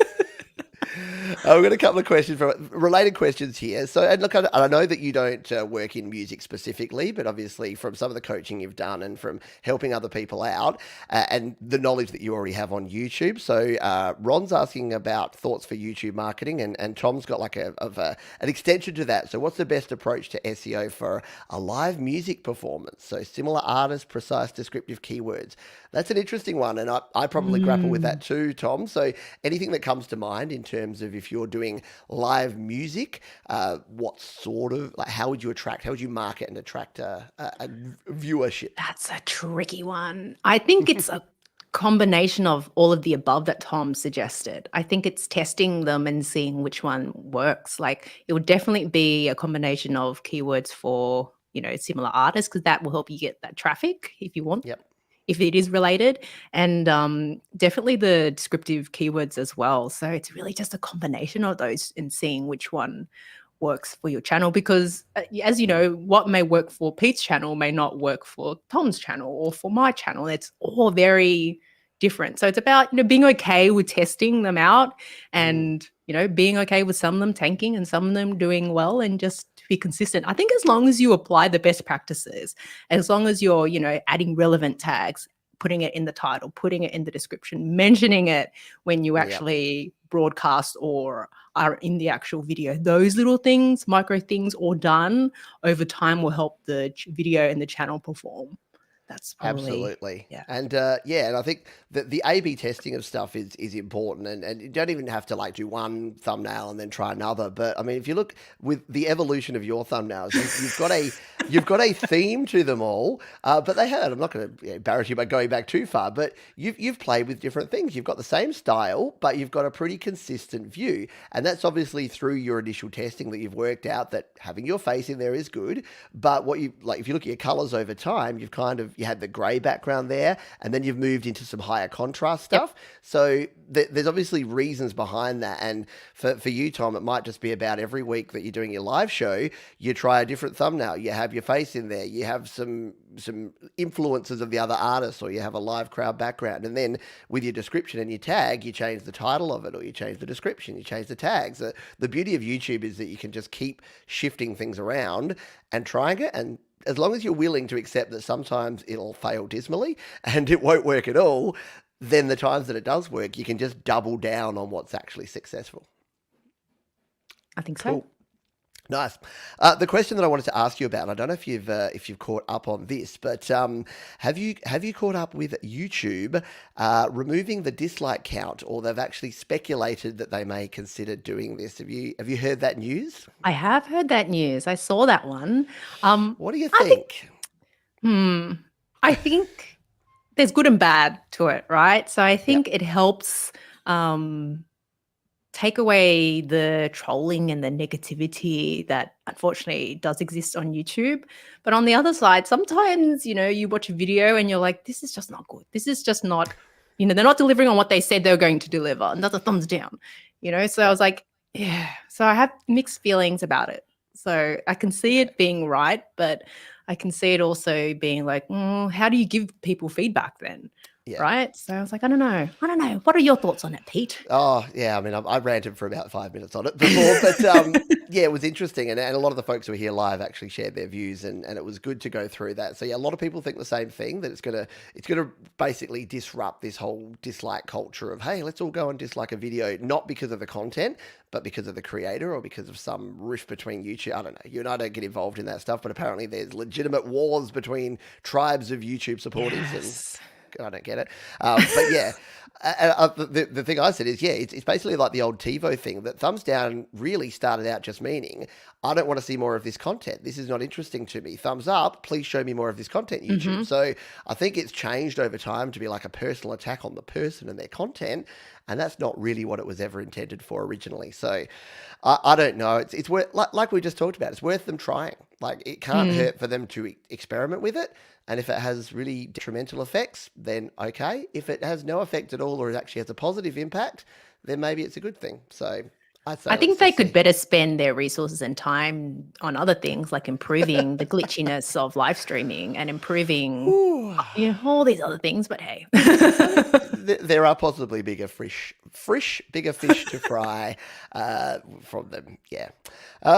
So this is actually a relevant question, because I wanted to jump on and talk about live streaming platforms, because I know you're a bit of an expert on live streaming platforms, and we have a relevant question here from Friggsy, who says, signed up to StreamYard and the fee to allow me to multi-stream. Used it tonight for the first time. It streamed to my personal YouTube page instead of the messy room.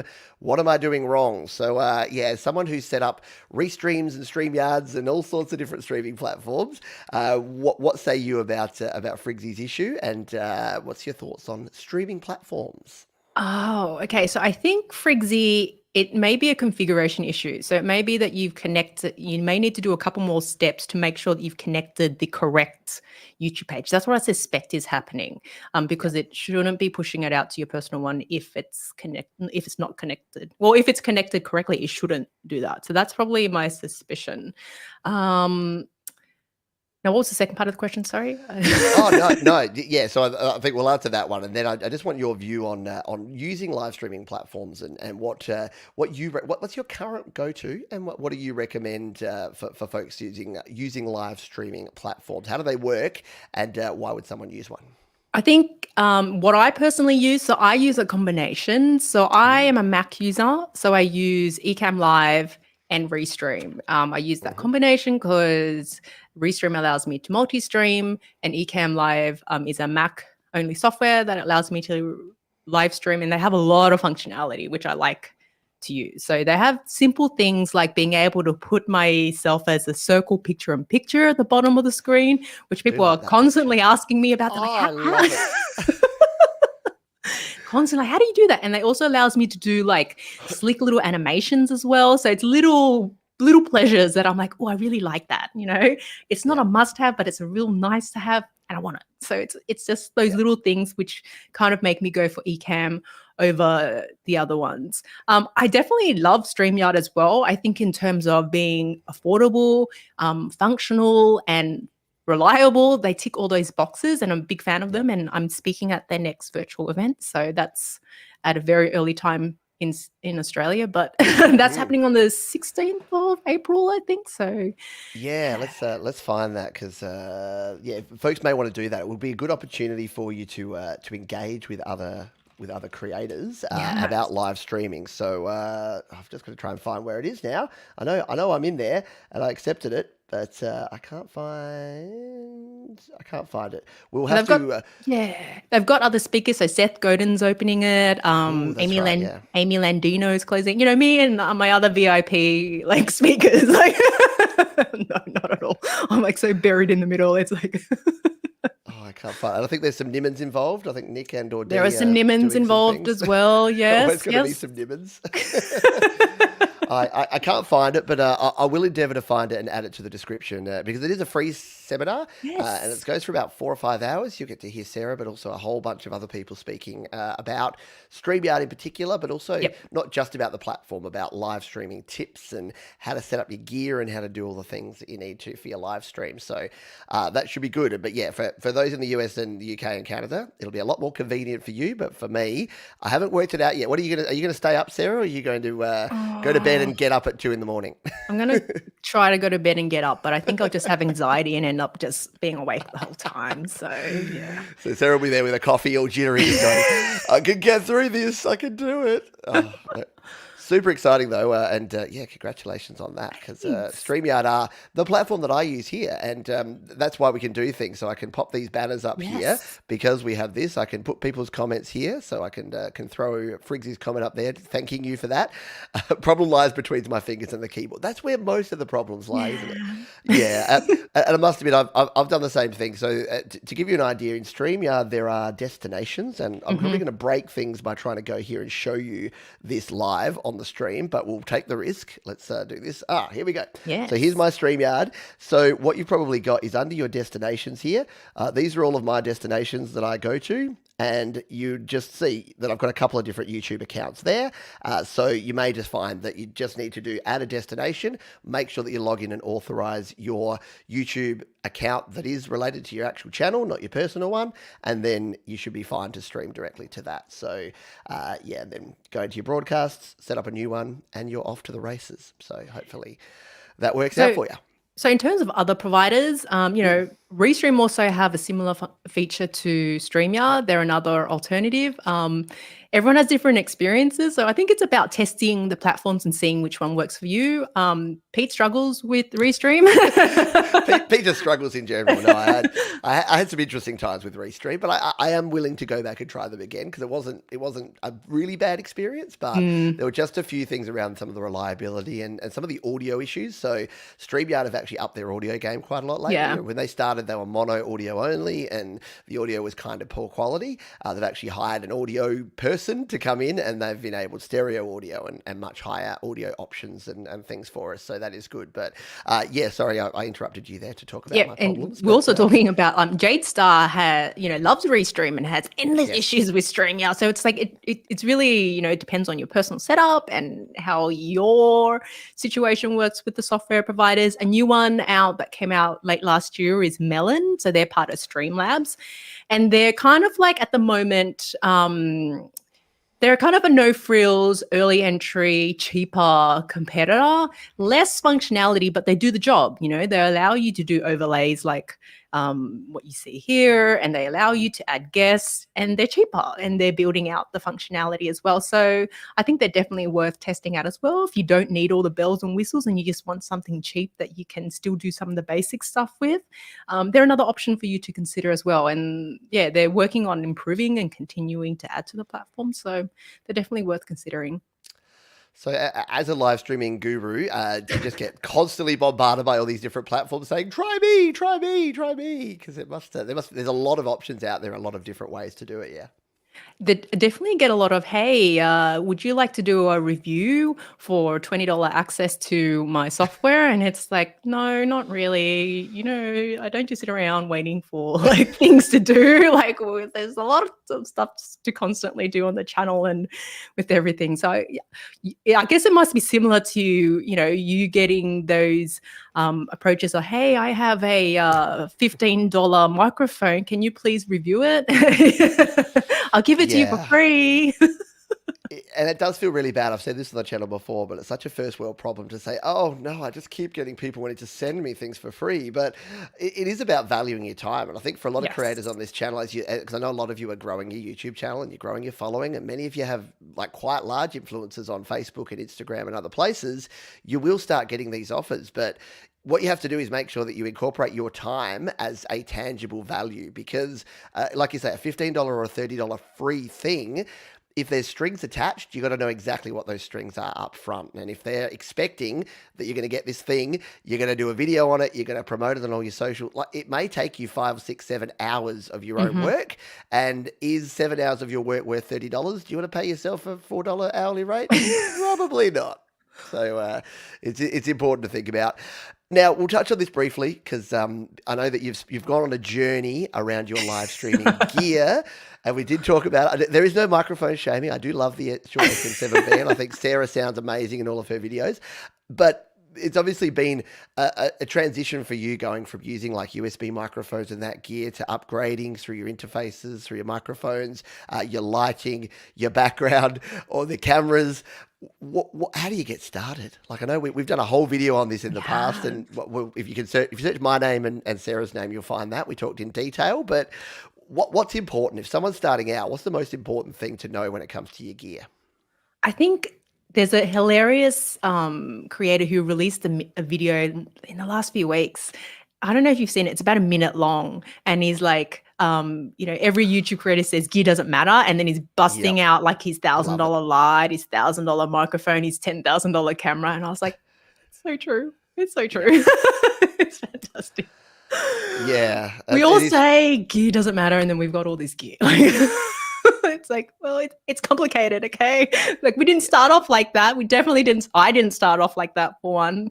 I think the advice is definitely start with what you've got. It's because your phone, your webcam, these things that you have are good enough to get started, so you can create that content that you feel awkward about, and as you continue to do more, as you make more money from the channel, from things, and can afford to buy the equipment and pay for it with the growth of your channel, then buy more. But don't start off with blowing $5,000 to $10,000. And I see people do that. I see people like with a lot of equipment, and it's like, hey, you bought this equipment 6 months ago and there's not a single video on your channel? Like, what? I don't understand. Like, okay, sure. So you don't start off with that. You kind of progress. And, some people may even start off with the webcam and be like, that's enough for me, and I'm okay to continue creating videos with that for the rest of my YouTube life. And that's okay too. I don't think you should be shamed into feeling you need to progress.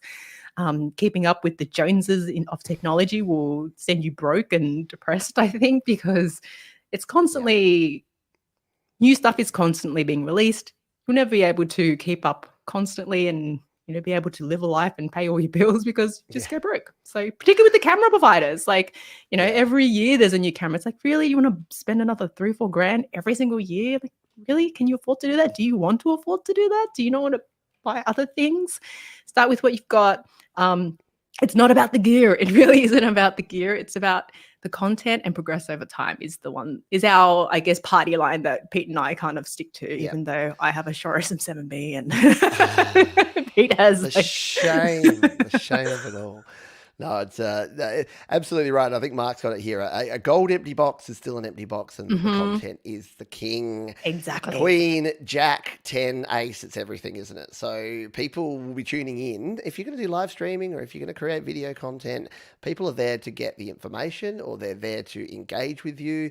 They're not necessarily there. And look, the difference between the grainy footage I used to have when I didn't understand that lighting was a thing you needed to when you had poor lighting, versus now is better, but people are still watching. And again, you'll be surprised. And I think I'm obviously biased, but I do think that good quality audio is kind of number one, because it's the thing that will turn people off more so. You can have slightly grainy video, you can have slightly dark lighting that's not really working, but if your audio is crackly or distracting or has hums and buzzes and things in there, that can really turn you off. Is that just me as an absolute audio apologist, or have you found the same sort of thing?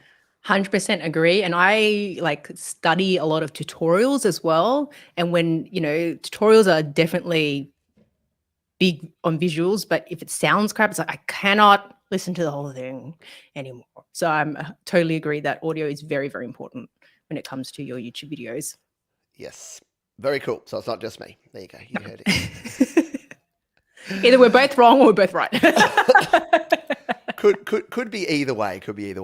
Now, a question I've been getting the last couple of weeks quite a bit, and I wanted your take on this, because I know you don't create music, but you do in the past have used music and used sound in your YouTube videos. How do you manage the tangly world of copyright on YouTube and making sure that you're not getting copyright claims and content claims and strikes and that sort of thing when it comes to either audio or video or music that you're using as part of your channel? Is that something you've come across much of late? I think me compared to you, I'm quite a scaredy cat when it comes to copyright music on YouTube. So I'm like, no, I don't want to even try using licensed music. I use Epidemic Sound because they're a platform that license the music and you pay for the rights to use it. And they're a really good service. If you do get a claim, they resolve it very quickly. So I use paid services to kind of mitigate any problems there. Pete's probably the expert on, if you do want to use music that is, subject to copyright claims, how to manage it, what you should expect. But yeah, I'm very much a scaredy cat and just never use that. I avoid at all cost licensed music unless it's through a provider like Epidemic Sound or another royalty-free provider. And that's 100% my advice, because every time I get asked a question about this, people are like, but it's fair use. But I used it to react. But I only used 3 seconds. Basically, the easiest answer to this is don't use copyrighted music in your videos at all, ever, because it is just the easiest way to go. And I know a lot of folks here are musicians, so they're using their own music, but they're also maybe doing other content and maybe wanting to bring music or audio, or especially like samples of other songs that maybe they've used, or cover versions of other songs. Yeah, there's a couple of ways to go here. There's go 100% not using it, and that way you don't even have to know what a copyright claim is or what blocking is or any of that, because if it's all your original content, you're all going to be completely fine, unless someone grabs your song and then puts it out there and adds content ID to it, which does sometimes happen, but that's a very different situation. But yeah, when you're tackling this sort of thing, just go conservative if you want to. And if you are starting to use other people's music or other people's content, you will start to run into these sort of issues, because the biggest thing I get is that fair use is a legal concept. It is not a right that you have. So even if you use 3 seconds or 10 seconds of someone's song, you can't just say fair use right here. Fair use is a lot more complicated than that. So that's probably the biggest hurdle, or the biggest thing I see people do. They're like, all I used was that 3-second sample from a Prodigy song in my intro.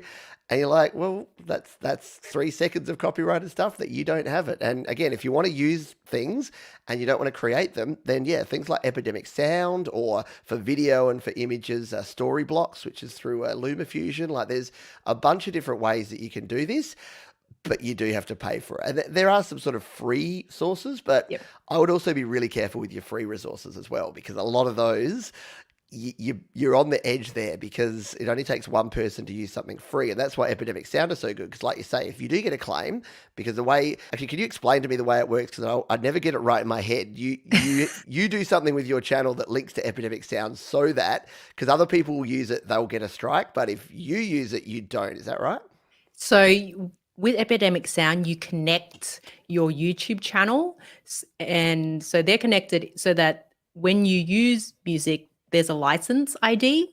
So if you do get a claim, so the song that you've used, which is an Epidemic track, gets flagged for copyright, you literally, I think it may even be within Epidemic Sound, there's a button you click and they clear it. It's always been really seamless. I think I've only had to do it once or twice, and I was like, oh, this is really easy, and it's not an issue. It's a non-issue every single time. So it magically connects so that YouTube knows that you're using Epidemic Sound, and there's a license. There's a payment and a license, so you have the rights to use it. Very cool. Jim's got a good question. And isn't copyright claim only a concern if your video is monetized? Sort of. I mean, the idea here is that if you've got a monetized video, the claim itself, when you hear a YouTuber say, oh, I better not play that sound because I'll get a copyright claim, they're saying that because they don't want to lose the advertising revenue. But a copyright claim doesn't actually have any impact on your channel, but a copyright strike does. And the difference between the two is kind of minimal. So copyright claim might be that you play 3 seconds of a song and that artist says, hey, that was my song, I'm going to claim it. They take the revenue. If you're not monetized, that revenue is, of course, 100% of zero. So you don't have to worry. But if you just say, grab a whole Guns N' Roses song and then play that, or Beyonce, I think that's a favorite of yours. You get a whole Beyonce song and then you play that, then yeah, you're going to get a copyright strike most likely, which means that you have blatantly used an entire copyrighted song that you don't own the rights to use. And that will impact you as a creator, whether you are monetized or not. So copyright is copyright, whether you're monetized or not. It's just the impact it will have changes. And it's more important, I guess, for a monetized channel to not get a copyright claim, and especially a copyright strike, because you won't make any money from that video. And as Tom says, stay away from the classic rock bands. You're much more likely to get a copyright strike. Yeah. Unfortunately, the old school bands don't actually, they go a bit harder. I think newer musicians tend to understand a little bit more about it. We've gone way off track here, and I apologize for that. But I wanted to talk these topics with Sarah a bit while she's here, because she knows all this stuff. Before we move into our hidden gems segment here, Sarah, is there anything that you specifically wanted to talk about or ask or throw out there? I'm not prepared for hidden gems, by the way. I forgot all That is about fine it. So. too. I've got a few here that are relevant that you're probably aware of, and maybe some you don't know. But we'll jump into that in a minute. Um, okay, questions. How is it going on your channel, Pete? You know, we always talk about, how do we help other people, but how's it going on your channel, and how's life been since you left the corporate world or cubicle land? How's it going on your channel? It's going well, yeah. It's been interesting actually, because I think the last time, well, Sarah and I have spoken quite a few times, and I've been on Sarah's channel, she's been here. And when we first started chatting, I was juggling. We did like Sarah does. I know you're still in this juggle land where it's like YouTube is early mornings and late nights, and then you've got like a real world in between, and that can be quite a juggling act. And funnily enough, the old adage of if you want something done, give it to a busy person, I think is correct here, because I'm doing about the same that I was doing. I think the difference is that my mental health is a lot better, Yeah. and I'm getting a lot more time to spend with family, to get out and about, because it's been summertime here in Australia. So it has been an awesome summer because I've basically treated it a bit like a summer holiday. So even though I'm Nice. working a full-time job, which is content creation and doing what we do here, I haven't then had to squeeze that around another full-time job and then do that to try and make ends meet. So yeah, I feel super, super blessed and super pumped that I get to do this. And yeah, it's been going really well. Your channel is going from strength to strength as well, but you're probably doing a lot more live streams than you did early on in your channel. Is that a deliberate move? Are you finding that live streaming is just more in line with what you like to do these days, or are you looking to jump more back to tutorials? Where are you at? So I think live streaming has been a way that I've been able to keep putting out content without the time that I need, or time or money that I need to edit it. And that's kind of been the strategy to kind of cope with like everything that's happened in the last year and a bit, and just juggling everything. So the plan is to add more uploaded videos to the channel, but live streaming is allowing me to continue to put out content that serves my audience, and and I enjoy it as well. So that's probably the strategy at the moment. Just kind of keep paddling as fast as we can and keep going. I don't. People are like, oh, you just live stream. I was like, yeah, because it's kind of a lot going on. Like, we're juggling work, we're juggling family, juggling life, and this thing that's floating around in, the whole world. That which shall not be named. That shall not be named. And I think it's just doing the best that you can to cope and to keep going, and that's all that anyone can expect of you. Because I did a video on the channel recently where I took a month off completely. Had a lot of personal stuff happen, and as you said, it's all about your mental health, doing what you need to cope, and that's the important thing. It's about, I think mental health is completely underrated, and just the importance of that. I'm a bit over maybe like you hustle culture and doing the 25 hours a day for what, and I'm a bit over hustle culture, and I'm all about work-life balance and doing what you love and having other things outside of YouTube. It's important to have a life outside of YouTube. I don't know how many times I need to say it. We love YouTube. YouTube is important, but there are other things that are equally, if not more important to YouTube. And I think it's important to, as creators, to recognize that and to say that. And it's okay to take a break. It's okay to change your strategy. Like, anyway, that's my little rant. I love it. Oh no, that's great. That's what this show's all about. That's why we have a 2-hour show. So there is ranting room. And the reason that I started doing this show was exactly that it helps my mental. This is like cathartic for me. And what I've found in the comments I've had from folks that come here and watch it live or watch the replay is that it's just a nice sort of calm experience, because you just get to relax and do things. But you're spot on though, that you do need to have, and for musician, whether you're a musician, an artist, a video creator, whatever you're doing, it's good to be passionate about things, and it's good to want to succeed, but it's really important to define what success looks like for you. And we talk a lot here, and my thing, I don't know, Jade Starr has been talking about this a lot as well recently, is starting with why. So what is your why? Why are you doing this? And if you can't answer that question, then you might need to stop and think and do a little bit of soul searching on it, because If you just want to be famous or successful, what does that mean? That means different things to different people. To me, I'm very happy with the level of success that I have on this channel. People come to me, they're like, "Oh, can't you wait to? You must want to get a team together, and you must want to get a whole bunch of script writers and video editors, and then God. you can go out and you can you can start hitting up brands and then getting brand sponsorships and deals." And I'm like, that all just sounds like work. That sounds like my last job, managing a team of people and managing all the finances of it. That's my least favorite part of doing this. So if I hire anyone, it's going to be an accountant and a bookkeeper so that I can actually just keep doing the creative stuff. But yeah, it is super important that you look after yourself, and you can burn out on things. And before you do, just have a think about it. And I mean, in 12 minutes time, I'm going to say goodbye to Sarah. I'm going to say goodbye to all of you, and I'm going to put my sneakers on and go out in the sunshine and enjoy my day, because there are other things that you can do. This stuff's important, but it's not the only thing. So Exactly. very well said.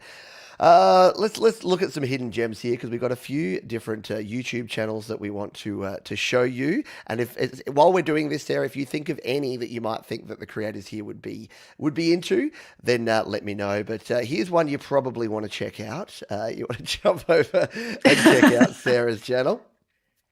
Because there's a lot of cool stuff here, and whether we didn't really talk, probably run out of time to talk Canva, but that is one of your favorite things as well. You're a Canva. Now, what is it called? A Canva professional person. Pete is one as well. He's we're Canva certified creatives, so we're Canva educators. We teach people how to empower people how to design using their tool, which is both has a free option and a paid option as well. And both, I think their free version is very good, but their paid version has features that just makes life and design easier. And I'm all for tools that are easy to use, that are not too expensive. I think their paid version is not very expensive either. And they're continuing to constantly add to the tool. Like, they're emphasizing on the video editing capability of the tool, which I'm a bit like, oh, that's digressing a little, but brave. Yeah. Okay. Yes, and they're Australian, so it's really exciting to see a company that started as a small little bedroom or garage team grown to be one of the top performing funded companies in the world. It's really pretty exciting. Amazing. Yeah, it's amazing stuff, actually, that because I didn't know that when I was searching, because I'm a terrible designer. I'm happy to admit that. I'm bad at design, and I probably should. I know you're using some designers as well to do some of your stuff, and I'm like, I should totally outsource this because I'm not that good. But Canva is the bridging. Canva helps me because I suck at Photoshop. I don't even have an Adobe subscription anymore because I was so bad at it. I'm like, it's not worth me paying money to suffer like this. So I would rather pay Canva, where I can do it all in the browser. It holds my hand, it helps me do things, and like you say, they're constantly adding new tools, so new different designs, videos, different backgrounds and layouts, and yeah, it's very, very cool. Excuse me a moment. Sorry, I had a frog in my throat all through that sentence, and I'm like, I'm going to cough in Sarah's ear if I don't hit the mute button. So very, very cool. Everyone should go over and check out your channel, Sarah, because you do good things. And hopefully in the future, we won't live stream at the exact same time and confuse people like that. Let's go to our next one. What about this guy? Bald guys with beards for the win, yeah? Mr. D. Nimmin. So he is not only the big brother of Nick Nimmin, who is a YouTube content creator, but he is a very cool dude. He does a lot of live streamings, a lot of tutorials, particularly about mobile creators. So this is someone, do you have an opinion of D? Have you been watching D for a while? I'm a big fan of D. I like D in the sense that he's really accessible. Like, as a creator, I think he's got 130,000 subscribers now, and just really, really generous in terms of giving his time back to the community and the channel and all the Q&A that he does. So I'm a big fan of D's, and he's a really nice guy as well, because sometimes creators get big and they turn into doo-doo heads, but no, I think D is not a doo-doo head. And I like his content. T-shirt, don't be a doo-doo head. Don't be a doo-doo head. So a big fan of his stuff, and I think he's a great person as well. So definitely enjoy learning from D. Very cool, and he actually has a very cool Facebook community as well. Yes, You might want to learn. Now you've just thrown one here I do. in the chat here, and this is an interesting one. I know because you've interviewed this creator on your channel, I believe. I'm pretty sure I saw an Yes. interview with you. I'll Yes. bring it up here. Oh, hang on, she's playing. Oh, I've gone to the channel, and like a good YouTube creator, they have their own little the little thing on there. So their little intro. But tell us about Invest with Queenie. What's this all about, and why should we go check it out? so Queenie, first of all, is an Australian creator. She's also based in Nice. Sydney. I absolutely love Queenie. So she started her channel a year ago, got monetized in 6 months. And it was a result of her putting out really good content. Like she put out 3 videos a week, optimized it really well. Her content's really good. It's all about, she's part of the whole, she's very young, obviously, the FIRE movement, financial independence, retire early. And isn't that the dream for all of us, really? And she talks about her process of investing and, just it's a really great channel in terms of the advice that she gives. She's a really sweet person. I absolutely love talking to her. She's a Sydney girl and she's just a hustling YouTuber. She's doing the things that you should do to grow a channel. She's not doing the sub for sub and like being spammy. She's just creating good content, putting it out frequently. And she's also, I see she's a total gun. So she does have a background in marketing, and she was featured on television on one of the daytime TV shows talking about finance. I saw her in the Sydney Morning Herald, and I was like, oh my God, like she's actually putting the effort out there to get all this PR. And I think her content's really, really good. And she's hilarious as well. Like her and her boyfriend work on the channel. He helps edit the videos. She is the face of it and produces it. And it's just, I absolutely love Queenie, and it's a good channel. It's a really good channel. Very cool. Well, Tom's thrown the link down there. So if you do want to check out and support these creators and channels, and it's definitely something that, as I alluded to, the finance and accounting side, especially now that I am an entrepreneur, I do need to make sure that you're doing the right thing and paying the bills and saving money and paying the taxes and doing all those good things. And it is good because you can tell the difference between. It's clear that, from what you're telling me, and like I said, I think I saw one video that you did together, that she's very passionate about her topic. Yes. And I think you can tell, I say a lot that people have very good BS detectors these days, and if people are not into it, so because cryptocurrency and NFTs and Bitcoin and all these things are so popular now, the amount of bandwagon jumpers that are just like, I have a cryptocurrency channel now, and it's like, do you?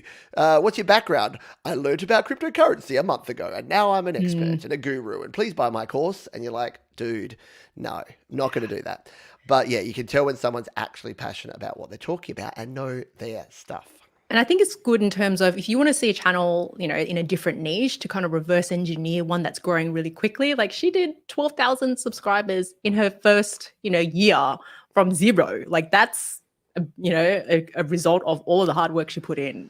Some people like, she got lucky. I'm like, no, she worked really hard. Like she put out 3 videos a week, every single week, plus more. So, it's just these people who do YouTube really well. She's one of them. She's definitely one of them. Yeah, and you want to learn from people like that. Again, that's why I talked about D before and learning stuff from him, and Nick, his brother, as well, and people like Sean Cannell and others that I know that you and I have both sort of been following over the years. It doesn't mean just copy them. It doesn't mean do everything that they do, but they've been there and done it. They've probably learned some things along the way. So why wouldn't you learn from their successes, but also from their failures and mistakes? Like it's like when you have children, you try to protect your children. They need to get out there and make their own mistakes, but don't stick a knife in a toaster is pretty good advice. So yeah, the YouTube equivalent of don't stick a knife in a toaster is the sort of things that you want to learn before you actually get stuck and before you make those mistakes yourself. So very cool advice. I'll throw one more up here and then, no pressure, but we've got 4 minutes left. If you have one final one that you wanted to share, then feel free to. If you don't, that's cool too. So I'll put you on the spot while I talk about our man Bandrew over at Podcastage. You're a Bandrew fan? I'm very aware of him. He does obviously microphone reviews. So he did a couple of SM7Bs when I was researching it as well. So, he helped me make an informed decision as well. So yes. if you are buying microphones or audio interfaces or pretty much anything that gets sound from your face into stuff and the stuff itself, then as you can see here, and Bandrew not only has really good content, but he does a really good job. You can see his branding is on point. You know when it's a podcastage video because he has that really simple, consistent. It's a picture of the microphone and it's red text telling you the name of the microphone, and that's pretty much the approach there. He also has a podcast called the Bandrew Says Podcast, and he's a very dry. Like there'll be some people that probably wouldn't exactly align with his sense of humor, but he's I find him hilarious, very funny, a little bit of a cynical edge to some of the things that he says and the way he does it. And look, we were talking about this one, the Evo. So yeah, you've got everything there. And who was it that was here earlier? I think Terry was saying that he has the Evo 8. So never clip again. It's got the auto gain setting on those Evo interfaces. So a lot of good stuff. To be honest, if I'm ever researching gear before I buy gear, I go, right, what does Bandrew at Podcastage have to say about it? And as long as he doesn't say it's, what is it? It's a piece of doo-doo. Well, that's the second doo-doo mentioned today. Then I'll go ahead and buy it. So there you go. Friggsy says, I've watched loads of his mic reviews and really like his style. There you go. And Tom has posted a link to Podcastage down there below. Do you have our final one, Sarah? Is there anything you have? You've flicked me something I here. do. I like it. We'll bring this one up over in the YouTube, and it'll probably play me a video too. Hit pause, quick. Wasn't quick enough. There we go.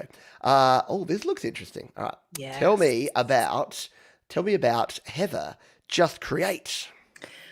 So Heather, she's another great YouTuber. A lot of people know her as the wife of Tom Buck, who is a creator who grew really quickly last year. So he got to 100,000 subscribers in his first year or so, which was, as you know, that's pretty badass of him. Oh, sorry, I didn't mean that. So you say ass. Ass sorry. and bum are fine. That's about the worst. We're PG-13 here. That's the worst. So Heather does great tutorials, great advice on, to help you as a creator. They also do a couples table, which I don't know how you feel about that, but doing a live podcast with your spouse. One of their latest one was a little bit heated. And I was watching it with my husband going, oh my God, they're having like a little fight on the line. Oh my goodness. So great value in terms of, entertainment as well as content, learning about content and content creation as well. So Heather's definitely another one. And her channel may be small, but she's very experienced. So she's been part of a lot of really large vlogging channels as well, Christian vlogging ones. I don't know if that's relevant, but yeah, it is what it is. But she's very, very experienced vlogger and YouTube creator. And, she does it with her husband as well, Tom, who is another creator. So she lives and breathes content, teaches it, and the whole YouTube journey type of thing. So, yeah. Very cool. Well, there you go. There's two that I didn't see. I gave you ones that you already knew. Like, that was bad. But my hidden gems, you're just like, yeah, I know those ones. But mostly because I wanted to do more of, the video and the creative, more generic, not generic, but more general creative folks today. I've got a heap of music ones as well, but we'll save them for future. Not that I know you dig music. I know you like your Beyonce, but I didn't want to bore you with too much of the music genre ones. But yeah, there's some really good ones there. So check out D, check out Queenie, check out Heather Just Create, and Podcastage, Bandrew over at Podcastage. There are some great ones there if you're not already. And who was it that said, Friggsy said, I watched your review on the E935, but still bought it. So yeah, and I'm the same. He reviewed something that I still bought that he didn't like, and I can't remember what it is off the top. It might have been the Zoom live track. I don't think he loved that, but I bought one anyway. So you know what? It's all just opinions. Don't take one person's word for things. Do a shop around and listen to other people, because reading just one person's opinion, they could just be biased for a particular reason. You can definitely go and find more things. Whew, that's the end of our show. I mean, you were only here for an hour of it, but it's 2 hours in here for the rest of us. So we are going to finish up in just a moment. But again, Sarah, one more time, Where should folks go if they want to follow you and your shenanigans? You got your YouTube channel. Anywhere else you hang out? Are you a Facebook and Insta or a TikToker? Where else can people find you? Or is it YouTube? I'm not a TikToker, unfortunately. I just can't bring myself to do it. I know Dee's a bit like, yeah, TikTok's the way to go. And I'm like, I just can't. I'm sorry. So predominantly I'm on YouTube and my Facebook page, Sarah Newen Online. That's where you'll find me. But YouTube's my jam. Love YouTube. And, you can see my upcoming live streams and content all there. So, yes. Very cool. And you have, speaking of upcoming, you have one in a couple of days' time, I believe, a live stream coming up. What's that one about? Yeah, so the next one will be this weekend, this coming weekend, and that will be my Vid Iq versus Tubebuddy. So today I did Vid Iq tutorial. Today, the next one will be a deep in depth comparison of the two. So excellent. Yes. Very cool. Well, yeah, there you go. So very relevant because we talked about that today. So you got a sneak peek inside some of Sarah's thoughts, and spoiler alert, but they're about the same. No, watch. There'll be amazing things. I'm sure you'll find some cool things to talk about. Thank you. It has been a pleasure having you on the channel. As always, thanks for making the time after your own live stream and coming over and hanging out with us. So I know folks got lots of value out of it. And thank you to everyone who's been here. Thanks to Mark and Frigsy and Jim and Tom and Bear and Rebecca and all the folks that have been here. James, we do appreciate you, David. Thanks everyone for coming along, and Joe. And until next time, at the end of these shows, what I like to say, Sarah, is please be kind to yourself. We talk self-care. Yes. Please look after yourself because your own mental health is super important. It's the old, don't fit the oxygen masks to children. You got to fit it to yourself first and then help others. But also be nice to others. Share the love of creativity and of music and of art and of video and all the things that you love. And keep creating. Thank you again for being here. And thank you, everyone. Take care. Thanks, everyone. Bye.